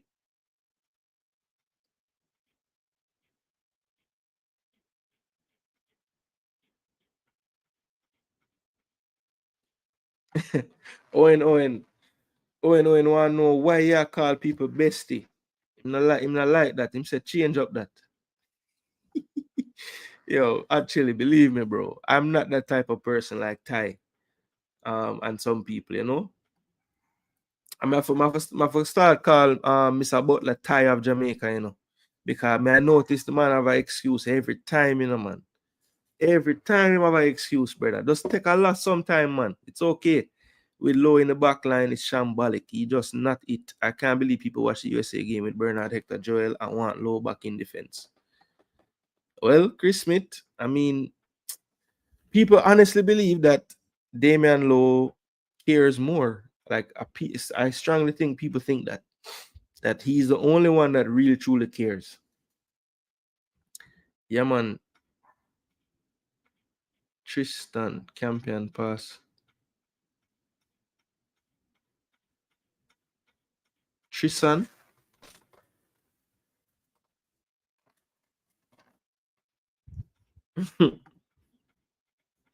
True, but it just reminds of Klopp. Not even Hallgrimson wanted Low back in defense. He put him in midfield just to play him. You notice since Hallgrimson leave Low back in defense? Yes, I did notice that. I haven't seen him in midfield again. Man, say want ball handlers in there, you know? All right, let's get the tactical part up and gunning so we can pick them team of people. Campion have a Dutch coach. Yes, they do. Well, he's a technical director of Kingston Football Academy, which by extension, he's a coach at Campion as well. But he doesn't actually sit on the bench for the Manning Cup team. Newton Sterling is the coach. All right, people. So I'm gonna start with the USA team. Because I no pick that team there with me. I'll pick it on my own. So I think team news for the USA, of course, you know, they will have the return of Tim Weah. So Tim Weah will be back. So that's another player I have to worry about. And they will be without Johnny Cardoso, who had to leave the game with an injury. I think he was number 3. No, Chris Richards wasn't number 3. I think he was 17. Robinson was 12. No, he's 16. Scally was actually 22.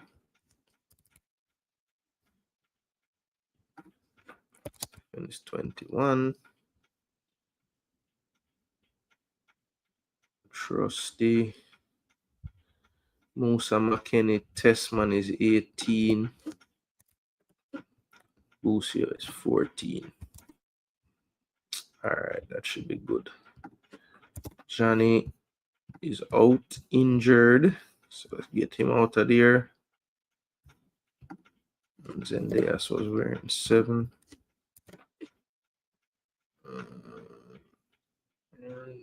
Where Pepe.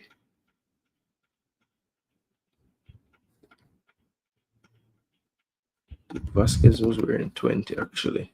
Coelho's 19. All right, so let's pick the USA team. I think they're going to come out in the same formation, the 4-2-3-1. So I think Turner will play in goal. Actually, I'll do them on this side this time. So Turner in goal. I think they're going to keep the same back 4. Don't think they'll change anything around the back. So it's going to be Scally, Kenzie,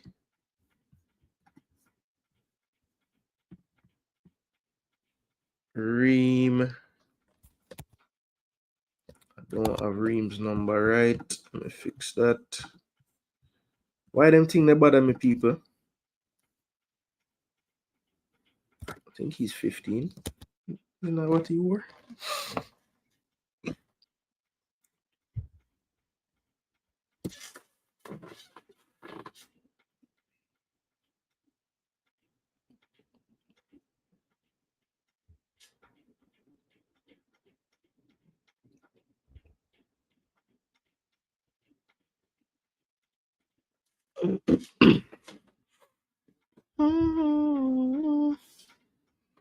Was 13.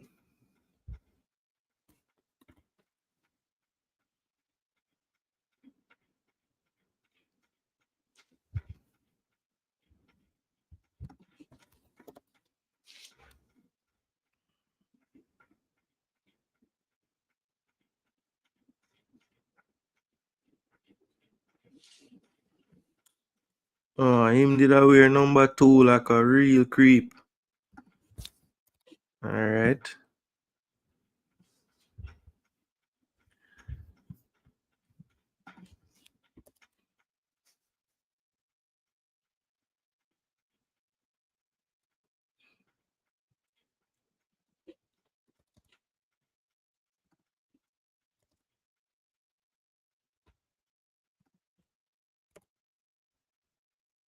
Yeah, man, them have some mad goalkeeper number though. All right, so I think it will be the same back 5. So let's put Jedi Robinson over here, back 4, I should say. All right, so now in midfield is where I think there's going to be a little bit of a change. Now it's going to be somewhat forced, but I think the forward line will probably be similar with the likes of Pepe getting back his starting berth. I think Pulisic will start out here again. I believe Weah, who is back from suspension, will start on the right.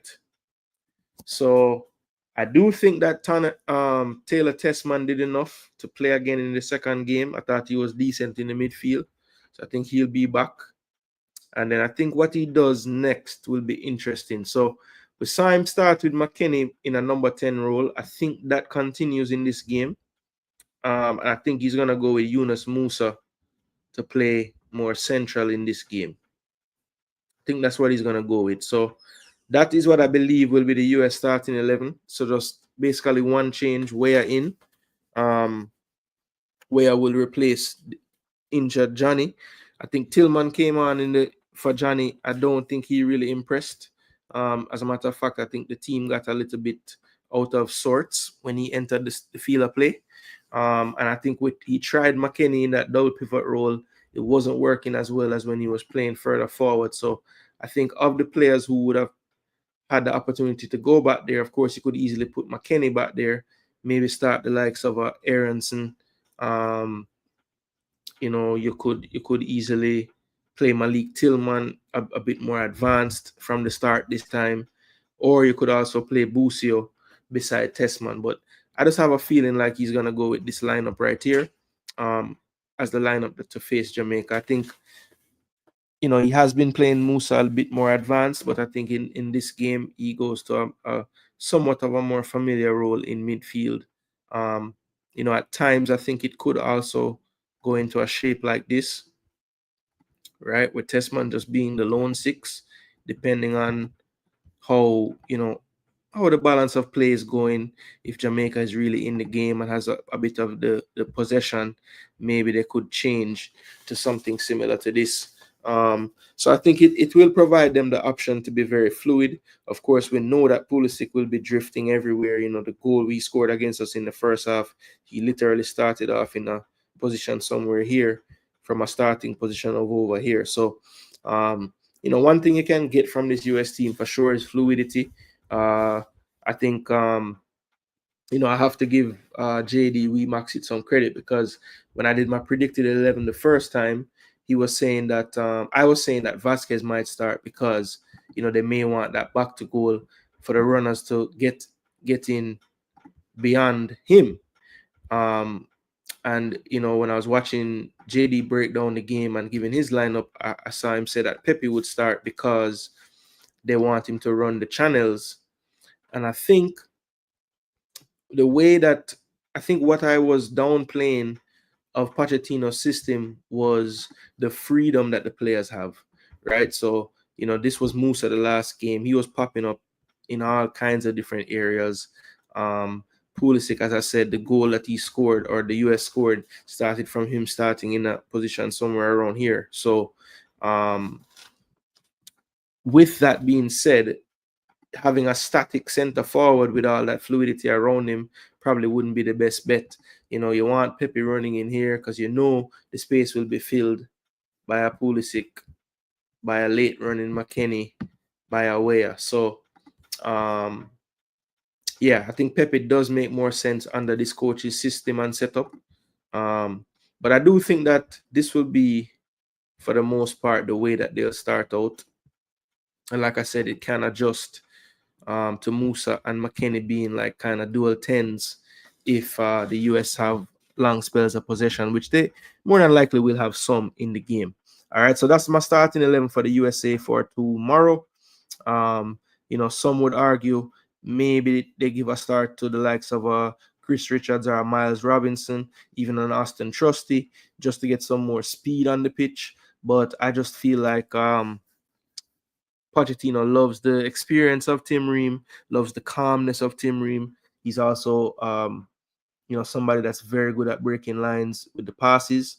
So I think he just likes his comfort on the ball, knowing that he wants to take chances in the build-out phase, sometimes playing passes where the player might be under pressure. He probably trusts Tim Ream a bit more than some of his other options in those situations, right? So for me, that's what I think they will go with, a 4-2-3-1. And those will be the players that they pick on the day. Let me know what you guys think about that, how close you think I am to what they might actually do on the day.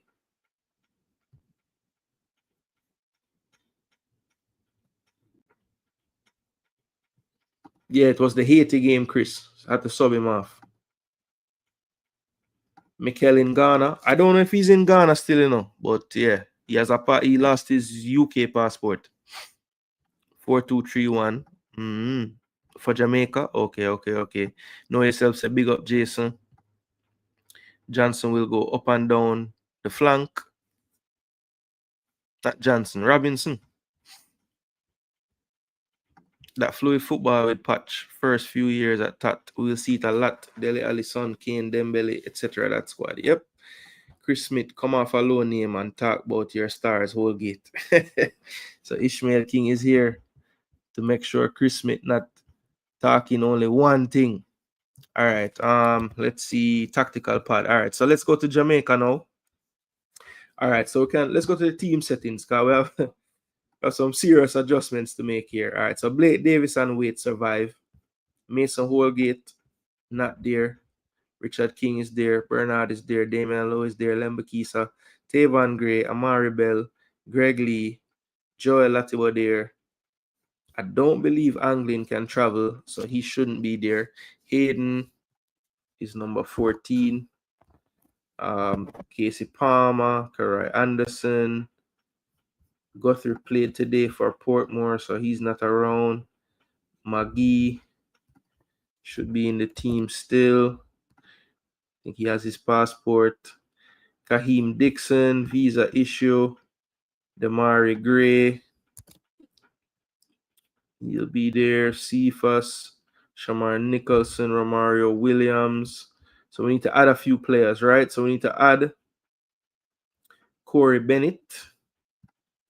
We don't have a number 9, so I'm assuming he will just get the number 9. Corey Bennett. He is a forward.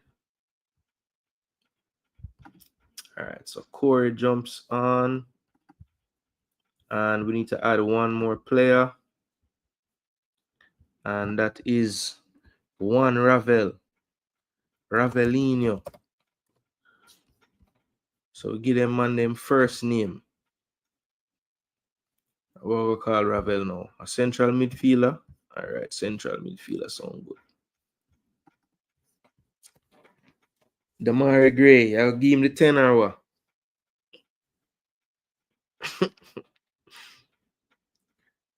What number Ravel can get now? Let's make him all after 23 and done. No, him can't wear 23. I want to keep them that. So which number gone? Who drop out? 17, there 16, 15, a lot about there 14, 13 at the keeper, 12 at Tavan. So which number leave? Adjust the one where we'll get leave. Number 3, but you can't wear that. 2, 3, 4, 5, 6, 7, 8. I don't know what number the man can wear. Man, I forgot wear 22 then. All right, so yeah. So that is the squad. Let's count the players, people. So we have 1, 2, 3, 4, 5, 6, 7, 8, 9, 10, 11, 12, 13, 14, 15, 16, 17, 18, 19, 20, 21. So we have 22 players by my count. Think I have everybody. Bennett, Cephas, Damari Gray, Bailey, McGee, Ravel, Anderson, Palmer, Joel, Hayden, Lee, Amaribel, Tavon Gray, Dexter, Lowe, Bernard, King, Waite, Davis, Blake. All right, so that is it, people. So, first question, what formation we're playing? What formation we're playing? So, Wells done tell me 4-2-3-1. What everybody else have to say? You know what? You know what, people?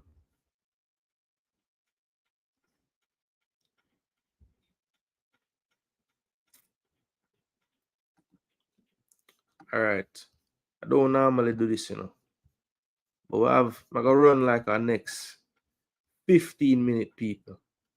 And the reason why I'm gonna do that, I'm going to what am I doing?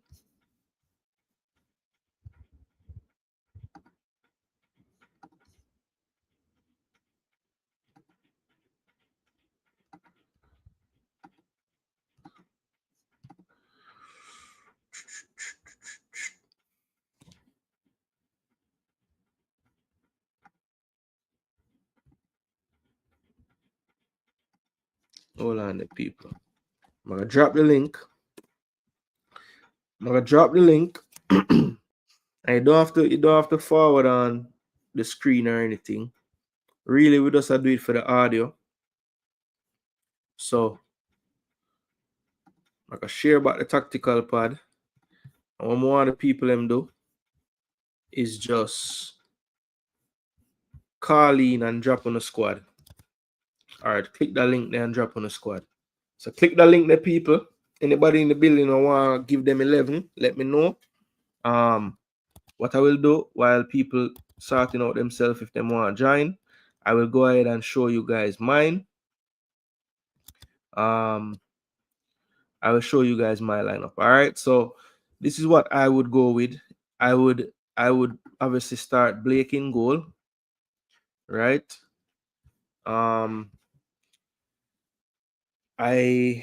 Me personally, I'm going back with the formation we started the game with. I'll go back with that. The one thing I would tweak though is I would not have Damian Lowe in the center of it. I would actually have Deshaun Bernard in the center and have Lowe on the right. I would have Amari Bell again on the left.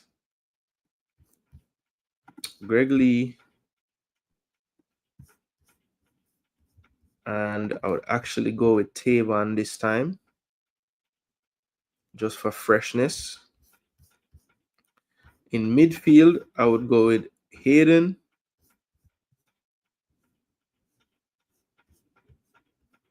And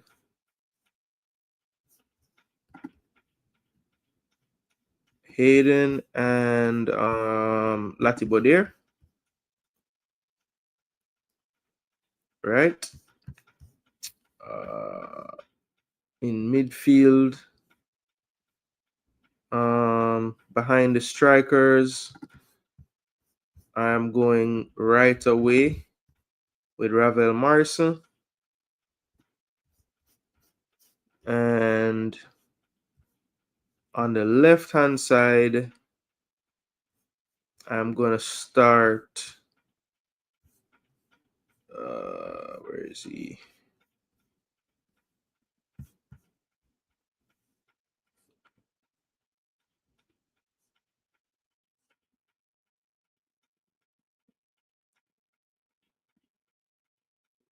Yeah, on the left, I'm going to start Cephas.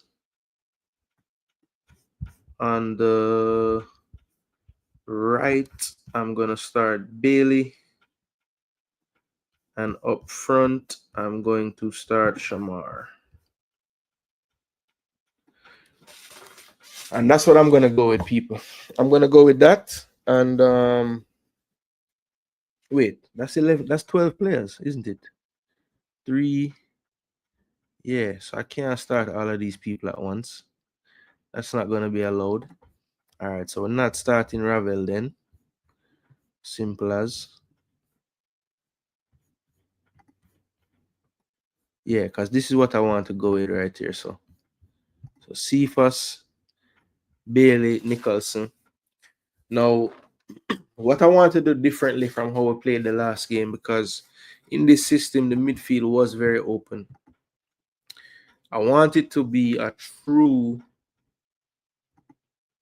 this. This is what I want to happen.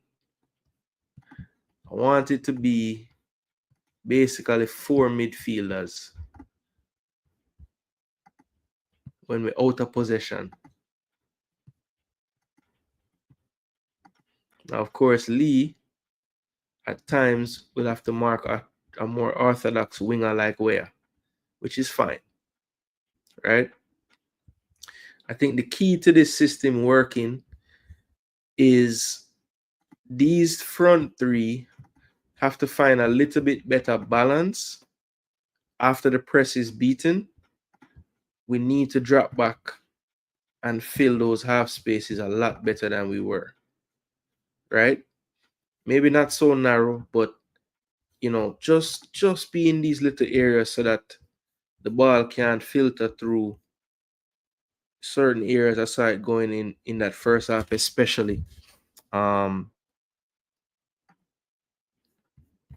Hold on. Where's my objects? Oh, tools, items. We need a ball. So how come it never? Okay, there we go. All right, so a lot of the time the USA was able to, filter passes through into these areas here and over here.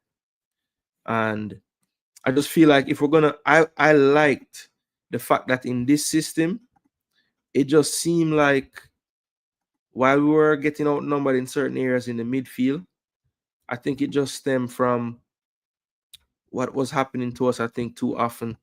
We were trying to press high with the front three, and these guys would push up as well.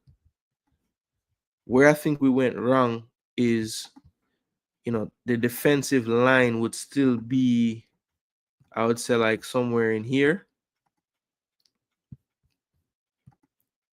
And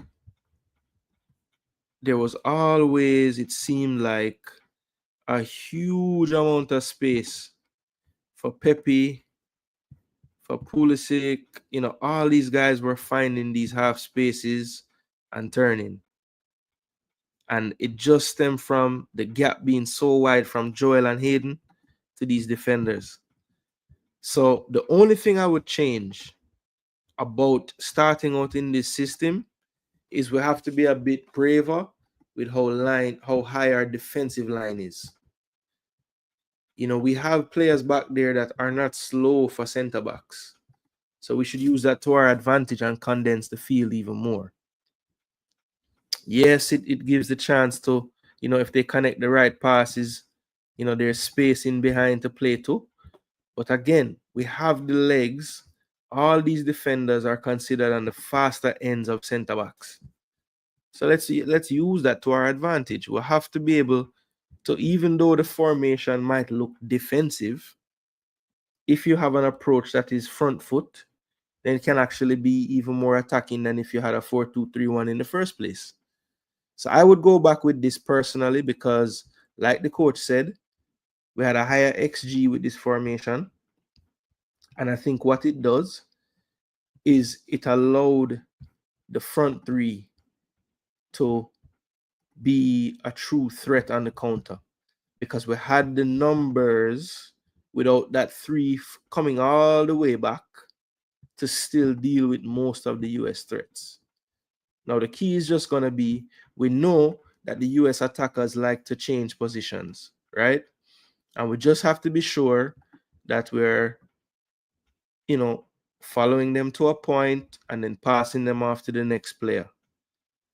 And also, we can't be afraid to match their overloads. For example, when the US scored the goal in the first game, Pulisic was over here with all these other players in this area on this side of the field. So basically, their whole attack was over here. Everybody. I think Robinson was the only person on the other side. And Palmer, this wasn't Hayden, this was Palmer. He was worried about Tessman here when the football is in here, going to Pulisic. Joel was here. Now Hayden, or sorry, not Hayden, who's the other person? Palmer should have spotted the danger.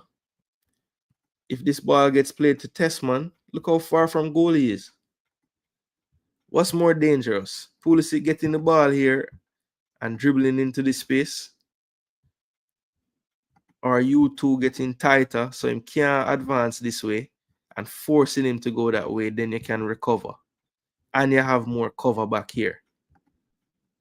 So I just feel like if they can get the principles right in this system, it's going to give us the best opportunity to counter-attack effectively because we'll have those three players in those attacking areas and they can, yes, they're going to have to put in the work at times, but I really and truly want them to be able to cheat just a little bit so that when we do counter, we have those three bodies. And typically it's going to be us three against their three, right? And, I like the odds if it's a 3-on-3. that's better than having a disadvantage. At least it's the same amount. So yeah, that's how I think we can kind of use this formation to our advantage. And I think he will actually go back to this, because I just feel like he probably knows that he has the 4-2-3-1 in his back pocket, or the 4-3-3.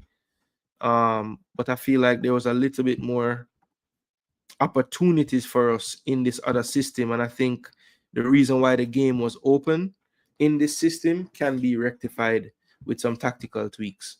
So I like the stability of this. I would like to go with this again to start the game. You know, some might say it's defensive heavy. You have 7 defensive minded players and 3 more attacking players, but so be it. A front 3 can do it. And again, the goal is to be able to get these 2 guys up into the attack. So you're attacking with 5. But I really want Joel and Hayden to be as disciplined as possible. And if they do happen to push up the pitch, they need to ensure that Lowe, Bernard, and Bell shrink the pitch as well, because the USA will kill us in the half space if the space between defense to midfield to forward line is too great. All right, so I think that's what we're going to have to do. So this is what we need to do right here. 3-4-3. That's what I would go with to start the game.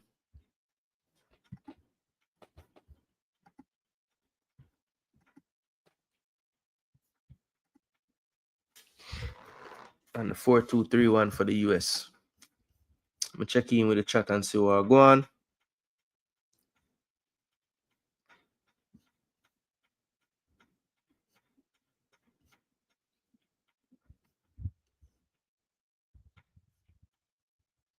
Why that formation, says King J. Let me just explain why. I think that it offers the best opportunity to make the attackers stay in threatening positions when we're not in possession. When we play the 4-2-3-1, if those wide players don't track back, we're in trouble. In this one, they have to track, yes, but not as far, because we'll have the cover in the wide areas. And we can have the center backs more coverage of the half space that the US like to exploit when you have 3 in that defense line. Every time Cephas get run, Chris Smith criticize him. What about that bomb from Aston Villa? That pick gets 0. It's illegal to have 12 players, don't it? I have forced Ravel in a team to rotted because he was in my 4-2-3-1 team, but I went with this one. I was grappling all day which one I was going to go with, but 3-4-3 is how I would start, and then I would have the ability to change to the 4-2-3-1. The likes of Ravel, McGee, Anderson. You know, you have those options off the bench to change the system up. Where's the creativity in that team? Well, the creativity is going to come from the front 3. That's where it's going to have to come from. And I have stability in the rest of the team. Remember, we can't really afford to let them score a goal, you know. So I want to have the optimum chance to have numbers in the counter and have a solid base. That is where I'm forwarding from. Holgate is way better than Lowe. Still argue about that. Who's going to play keep ball for us with that team? Well, Hayden is very good at keeping the ball, and so is Joel. Now, as far as them being creative, that could be the issue. But again, I don't really need them to be creative. I just need them to be I just need them to have good ball retention, and I need them to be able to play it either wide to Gray and Lee, or forward to Bailey and Cephas, or play to Nicholson, who can then go wide to Bailey or Cephas. You know, I need the patterns to be very simple, and I don't need them to be world beaters there either. I just need them to be tactically disciplined, and I think this formation will work if we have the bravery to play a higher line, because we need to be able to condense the pitch between the thirds. I think at times the defense and the midfielders are way too far apart, and that's just because we are asking the front 3 to press high, which then you don't want the outlet to be right there to the 2 pivots, so that the 2 midfielders push up onto them, and then you leave that large gap behind Joel and Palmer. It was last game to where Holgate, Lowe, and Amari Bell were. So that was a big issue for us. Cephas' decision making is very, very poor. Every time I watch him play for Jamaica, yeah, his decision making is not top. That is true. But he makes the USA defenders uneasy though. You have to say that. How many crosses did Bailey get in? I remember him getting in maybe 2. I mean, not. I don't know if when you say getting, you mean like connected them or just cross them. Period. Bless up Jerome Wagwan. Gray I know he got 1 in. He went around, I think it was Mackenzie, and got a left foot cross in that Turner like had to tip. And then it was like a second ball that we couldn't really get to. Cephas played better than both Gray and Bailey, says Ismail King. Ismail will lose, bro. And our best wingers just don't cross the ball a lot. All right, so Wells drop a team. So make us see Wells team now. All right, so let me save this. So I can go back to it if I need to. So let's save this as JGTV second leg USA v Jam. All right, so that is mine. Now, I could say who is it now? All right, Wells. Wells drop them team. So I could put Wells team. Wells a 4-2-3-1. So I could get Wells player them on the screen. Lilo, Bernard, Lemby, and Blake. So Lee.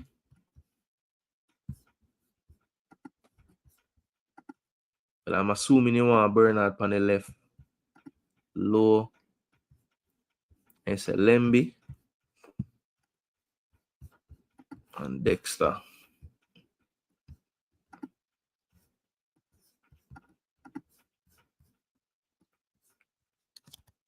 Then you have Hayden and Latti as well. All right. And then you have Bailey, Morrison, Cephas.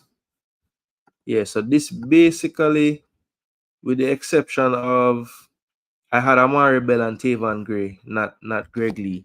But this would have been my team if I went with the 4-2-3-1 from the start. Or wait, no, you don't have you have Cephas? Yeah, you have Cephas. So this is Wells team, people. Let me know. But in can't wear 22. So what number Revel have to go wear number 3? The only number leave.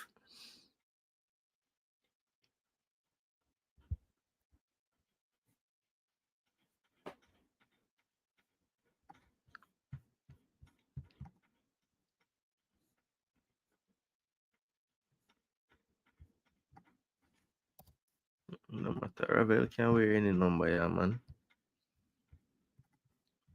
So Ravel, Cephas. So that is Wells team, people. Let me save that car. Buddy, you know? Wells second leg. Jamaica 11.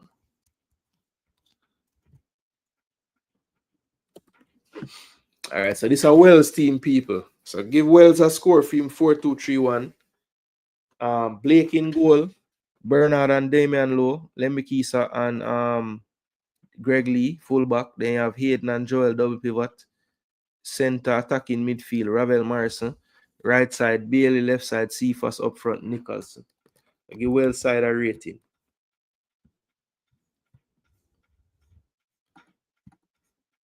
So he doesn't think like one. That is it. No, man, Missy Gray cross a ball, brother. The man go by, what him name? Man go by Mark Mackenzie and whip in a ball with him left foot and turn off, tip it up in the ear. So why isn't that a cross? I saw that with my own eyes. Ismail Cephas is low IQ baller. The only reason why people call him to start Cephas is because he's getting more game time at his club, while Gray is not. Gray is a way better baller than Cephas. I agree. Gray is better, but Cephas just look more match fit. And yeah, I'd just start him from the start. I'd bring on Gray. Cephas is very foolish Jamaican, develop at low IQ, run up and down, mad player. I would rather use an unfit Gray and Leon Bailey. Yeah, that's where we disagree, Chris Smith, because the unfitness really a mash up Gray. Because even though him have the higher IQ, him can't do what him IQ telling him to do. He don't have the physical ability. DJ starting in the same league that Cephas sitting on the bench in. Yeah, DJ not being around right now is stupid because he's actually playing more than he used to play before when he was getting called.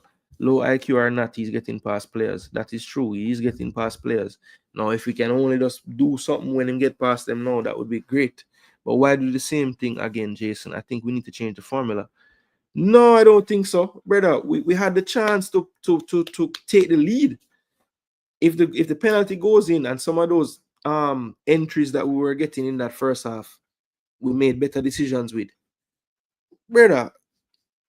I don't know. I mean, at no point were we dominating the game, but I feel like we looked more likely to score in the first half than the second. The so-called big stars are playing piss poor. True. I thought DJ was in Serbia or something. No, he's in the Turkish second division, just like Cephas. I didn't know they were in the same league. Yeah, they are. That's the thing with Jamaican. They understand the game football pass, running up down, you have function on the field. And it's obvious Cephas understand none of those functions.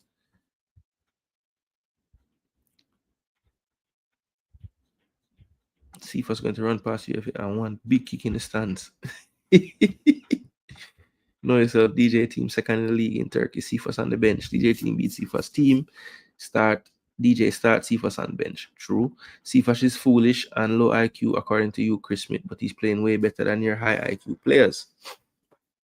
Bless up Stets. What go on? I disagree, King J. I disagree.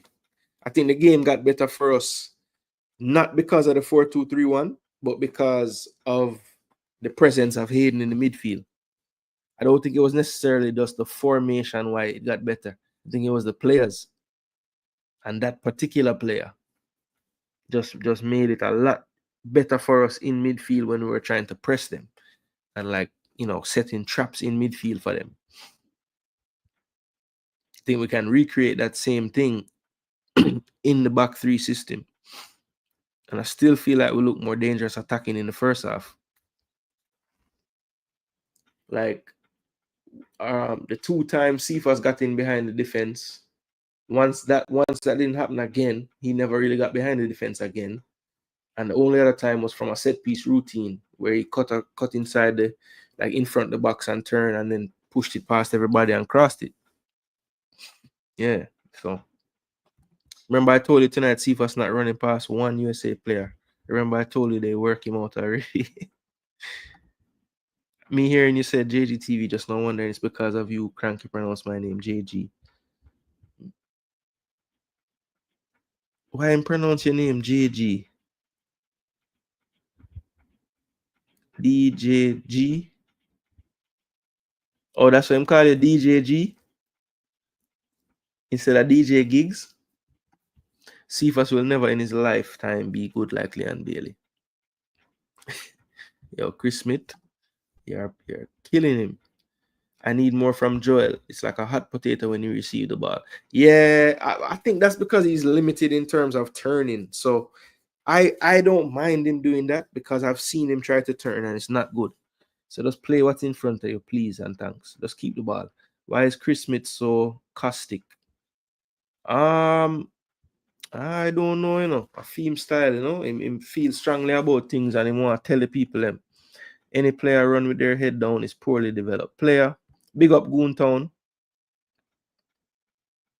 Okay, yeah. No, I figured when you went to the 1 for 2 and 0 for 0, like you went and looked it up. I wasn't assuming you were just making it up, but I'm just saying to myself, I watched the game 3 times now, and I remember Gray going by the man, crossing with him left foot and turner. So I don't know why they wouldn't call at the very least 0 for 1 then, if you say that never, the player cussing start again. Well, so Cephas is coming off the bench and scoring. He will soon score for us. I don't think Cephas at international level yet, based on his decision making. So I don't think I was saying he should start over Gray. Okay. The man said JG, so I don't know. Yeah, well, maybe make a mistake too. People, the last time we faced USA, Cephas get the goal to sink the USA ship. Let's pray he come on the second half of this game and actually score for us. Yeah, I would start him this game, man, and just, say, oh, go and run out yourself for 60 minutes or whatever, however long, and just go full speed the whole time. Don't stop run, you know, and we'll sub you off on your bus. You think Corey Bennett is going to get minutes? To be honest, no. I think it would be. I don't see a scenario where he does get minutes. Because I don't think the coach is gonna go to assist him. You know, if he does go to 2 strikers, I would think it would just be Shamar and Romario coming on. But to be honest, I mean, when you look at the 2 players' seasons, Corey Bennett is the more in form of the 2. It just becomes a situation of, you know, how familiar would Corey Bennett be with the coach's system and how he wants to play. That would be the one thing that's a bit tough. But I would hope that, you know, they're doing the requisite work as far as the tactical boards and the computers, the boards itself, just trying to show the player where he needs to be at certain phases of play and trying to get a crash course before the game. Because as I said, you know, one thing that's a bit worrying though is he did play 90 minutes in a very, very intense semi-final match, I think on Saturday night, if I'm not mistaken. So, you know, he really and truly, today is the only day he has rested. So if he does get minutes, I would think it would be a very small amount, just due to that fact. You know, he played a game on the 16th, which was last night. So literally, he would have been playing a game less than 48 hours before his last one. Just less than 48, but less than 48 nonetheless. So if for that reason, I if he does get minutes, I would think it would be a very small amount. Yeah. Yeah, so this is Wells team, people. I'm gonna left it on the screen. You guys never want to vote on it, I guess, but it's a nice team. This is pretty much what I had if I went 4-2-3-1. Only difference, I did have the fullbacks being different. I had Amari Bell and Tavon Gray, just to try to you know, save Dexter's legs. We know he's not in the greatest match fitness. It was a lot of running for him last game. So just to switch that up, I'd probably start Tavon this time, give him the bulk of the minutes, and then bring Lembikisa to finish the game at some point. Yeah, so open up this one. This is back to mine. So it's the 3-4-3 that I decided to go with. People wondering why I'm going back with it again. I tried to explain myself as to why. Hopefully it made sense, at least, you know, even if you don't agree, you can understand tactically why I would want to go back to this. But yeah, I have my reasons. I tried to explain them. Hopefully they made sense.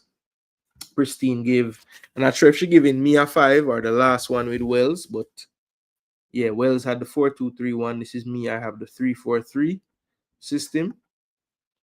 So yeah. What is really going on with JFF? If we have a baller like Corey Bennett, who has 15 goals in the USL this already, is younger than Romario. Why didn't we call him up from time? He might get minutes late in the game if we're hunting a goal. Yeah, maybe. Or maybe he's the first sub for the attackers or for the forward. You know, he would have trained with the team this morning. Well, maybe not, you know, because he probably joined up today at some point. So I don't know when the man would have trained him, man. I have no idea. In the USA, Cephas saw Jamal Lowe clear on goal. Jamal Lowe was calling for the ball. Cephas rolled the ball in the USA keeper hand. Yo, don't say Jamal Lowe name in a Christmas. Jamaicans hate him. I've yet to hear a Jamaica fan that rate him. Besides, like, maybe 5 people. You don't know, brother. Them say him not committed. So they hate him. Pristine give it a 5. From the Dominica game, I realized that Cephas is just a next hype up Jamaica baller like McGee. We're always looking for a Jamaica hope. Yeah, sometimes we overdo it with the hype and the hope and everything, but brother, so it go. Patrick Riley say I rate him. All right. So that's another fan that rate Jamal Lowe. That's good. A lot of people don't though. Say he's a waste and I don't know. They just don't like him. For whatever reason, people. Anyway, this was a great show. Once again, people, a little over the 2-hour mark. We have to give thanks for all those who tuned in, took the time to hear what I had to say. try to break down the game. For me, the keys to the game for Jamaica, very simple, people. We have to find a way to keep distance between the 3/3 of the pitch minimal. Last time, the defenders got way too far from the midfielders and the forwards, and that caused a huge problem in the half space with Jamaica. Second thing we need to do is make sure that when we have those opportunities to find that front three that we're going to leave a little bit more up front, we choose the correct pass to start the break. Too often in the last game, we tried that killer pass when a simpler intermediate pass was the right move until we could get that killer pass with the next one. So we have to be a little smarter decision making wise when we're in transition, because I do think that there were spaces to exploit, especially with Anthony Robinson playing basically left wing. Okay, Tim Ream is not a spring chicken. We can isolate him over that side. Also, what I wouldn't mind seeing as well, at points in this game, I would love for the coach to just tell them to switch.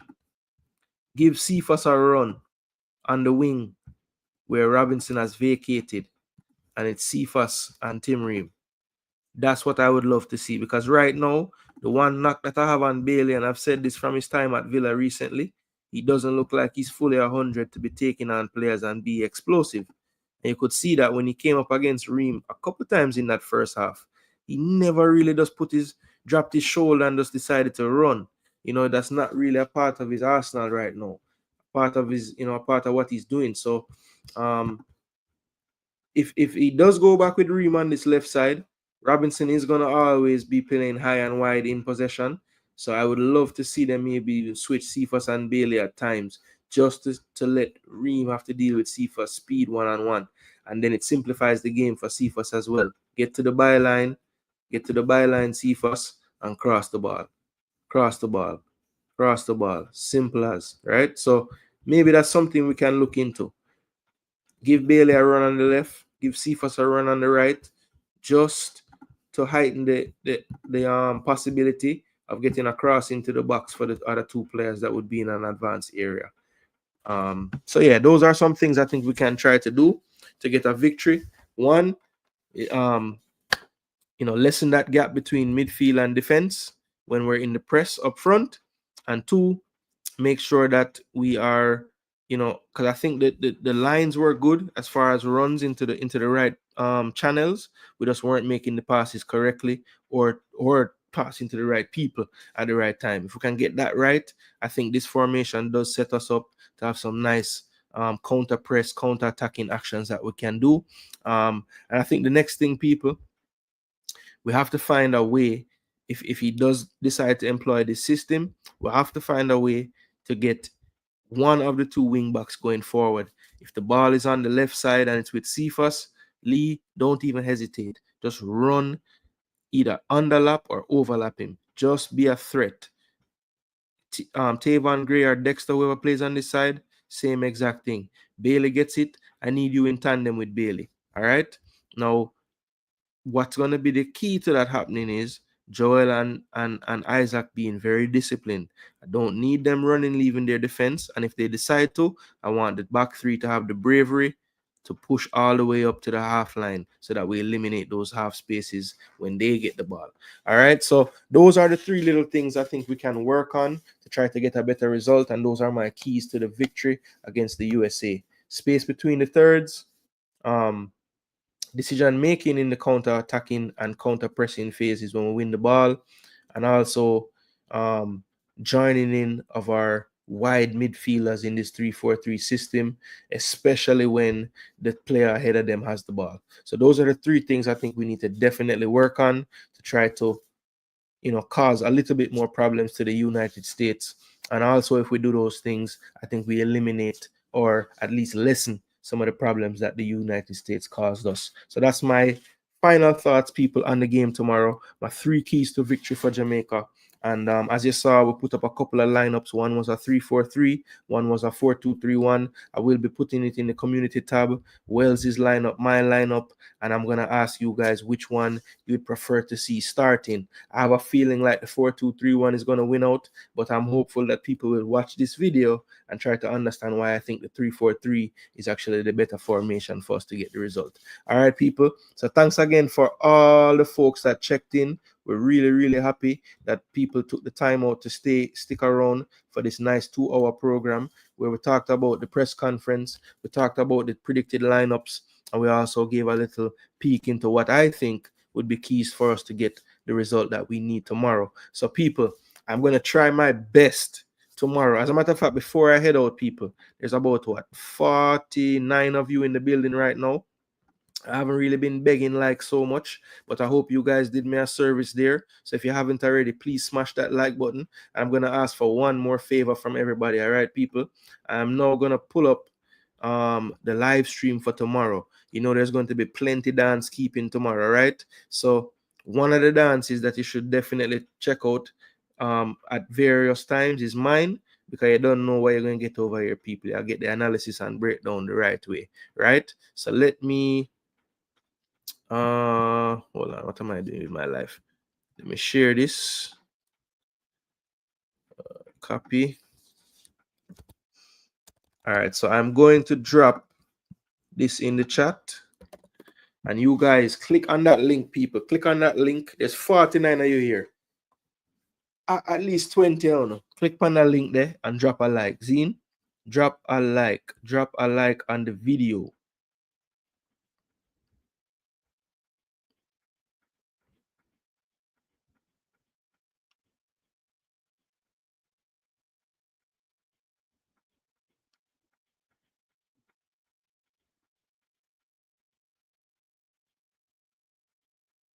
Yeah, man. Respect Pristine. Cephas left side weak, bad. Yeah, he is a bit weak on that left side, to be honest. He's like, he has to cut back. And that's why I say at times I'd love to see them just switch and just let them play up on the orthodox side, you know? Bailey on him left foot, Cephas on him right foot. If Jamal Lowe was at Charlton, don't you think he would be starting? Absolutely. If not starting, you know, playing every single game at least. You can't stop Cephas from getting run. He's going to shame you with an assist and goal.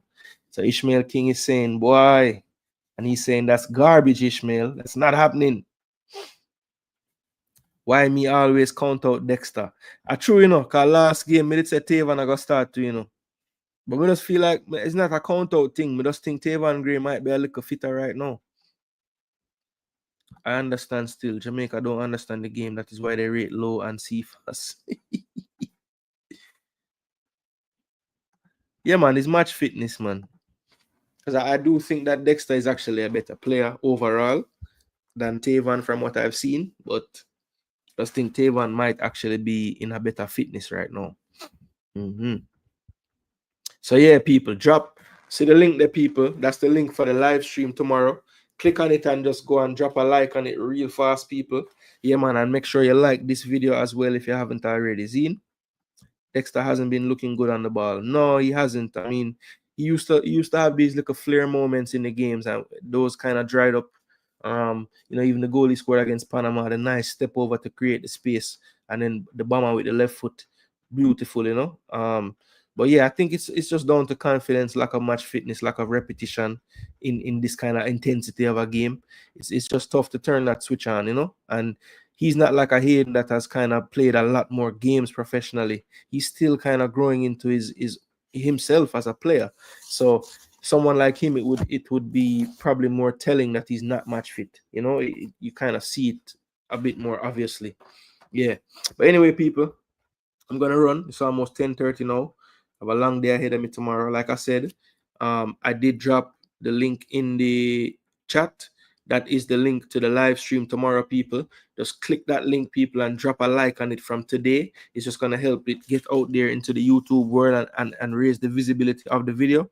I have it set for 7 o'clock. It's going to take a minor miracle for me to start the stream at 7, but I'm going to try my best to actually start it right at 7. If not, the latest you'll see me is about 7:30, but I will throughout the day adjust the time if I need to, because I don't want you guys to think that I'm forward in that time and then I don't make it. All right, so as the day go through, I will try to adjust and make sure I can get in time to be sitting in the studio in front of the big screen to watch the game. So yeah, if that changes, just look out for that. But for now, to help with the visibility of it, just click on that link and drop a like on the video and give we max it, I max it his credit, because if I didn't see him do that on his stream, I would not do it here. All right, so credit given. Yeah, but anyway, people, thanks again for tuning in. It's your boy Jason Gooner, hashtag girl dad in the building. Yeah, man. And this was a tactical preview for the second leg, Jamaica traveling to St. Louis to take on the USA. Of course, we're down 1-0, and it's a crucial away goal as well. So the first goal will be crucial in this one, but we know that we need more than one. So Jamaica, we've been doing it away from home. I think we've won like 6 of our last 7. Come on, long may that continue, and let's not stop it tomorrow night, people. But we'll be here for all the action, the pre-game build-up. Like I said, people, hopefully I'm here the full hour before. If not, I will definitely jump on before the game starts so we can look at the lineups, break down everything, and drop some score predictions before the game kick off. All right, people. So big up on yourself. Thanks for tuning in. I'm Jason Gooner. This is Jason Gooner TV. And until tomorrow, people, go Reggae Boyz.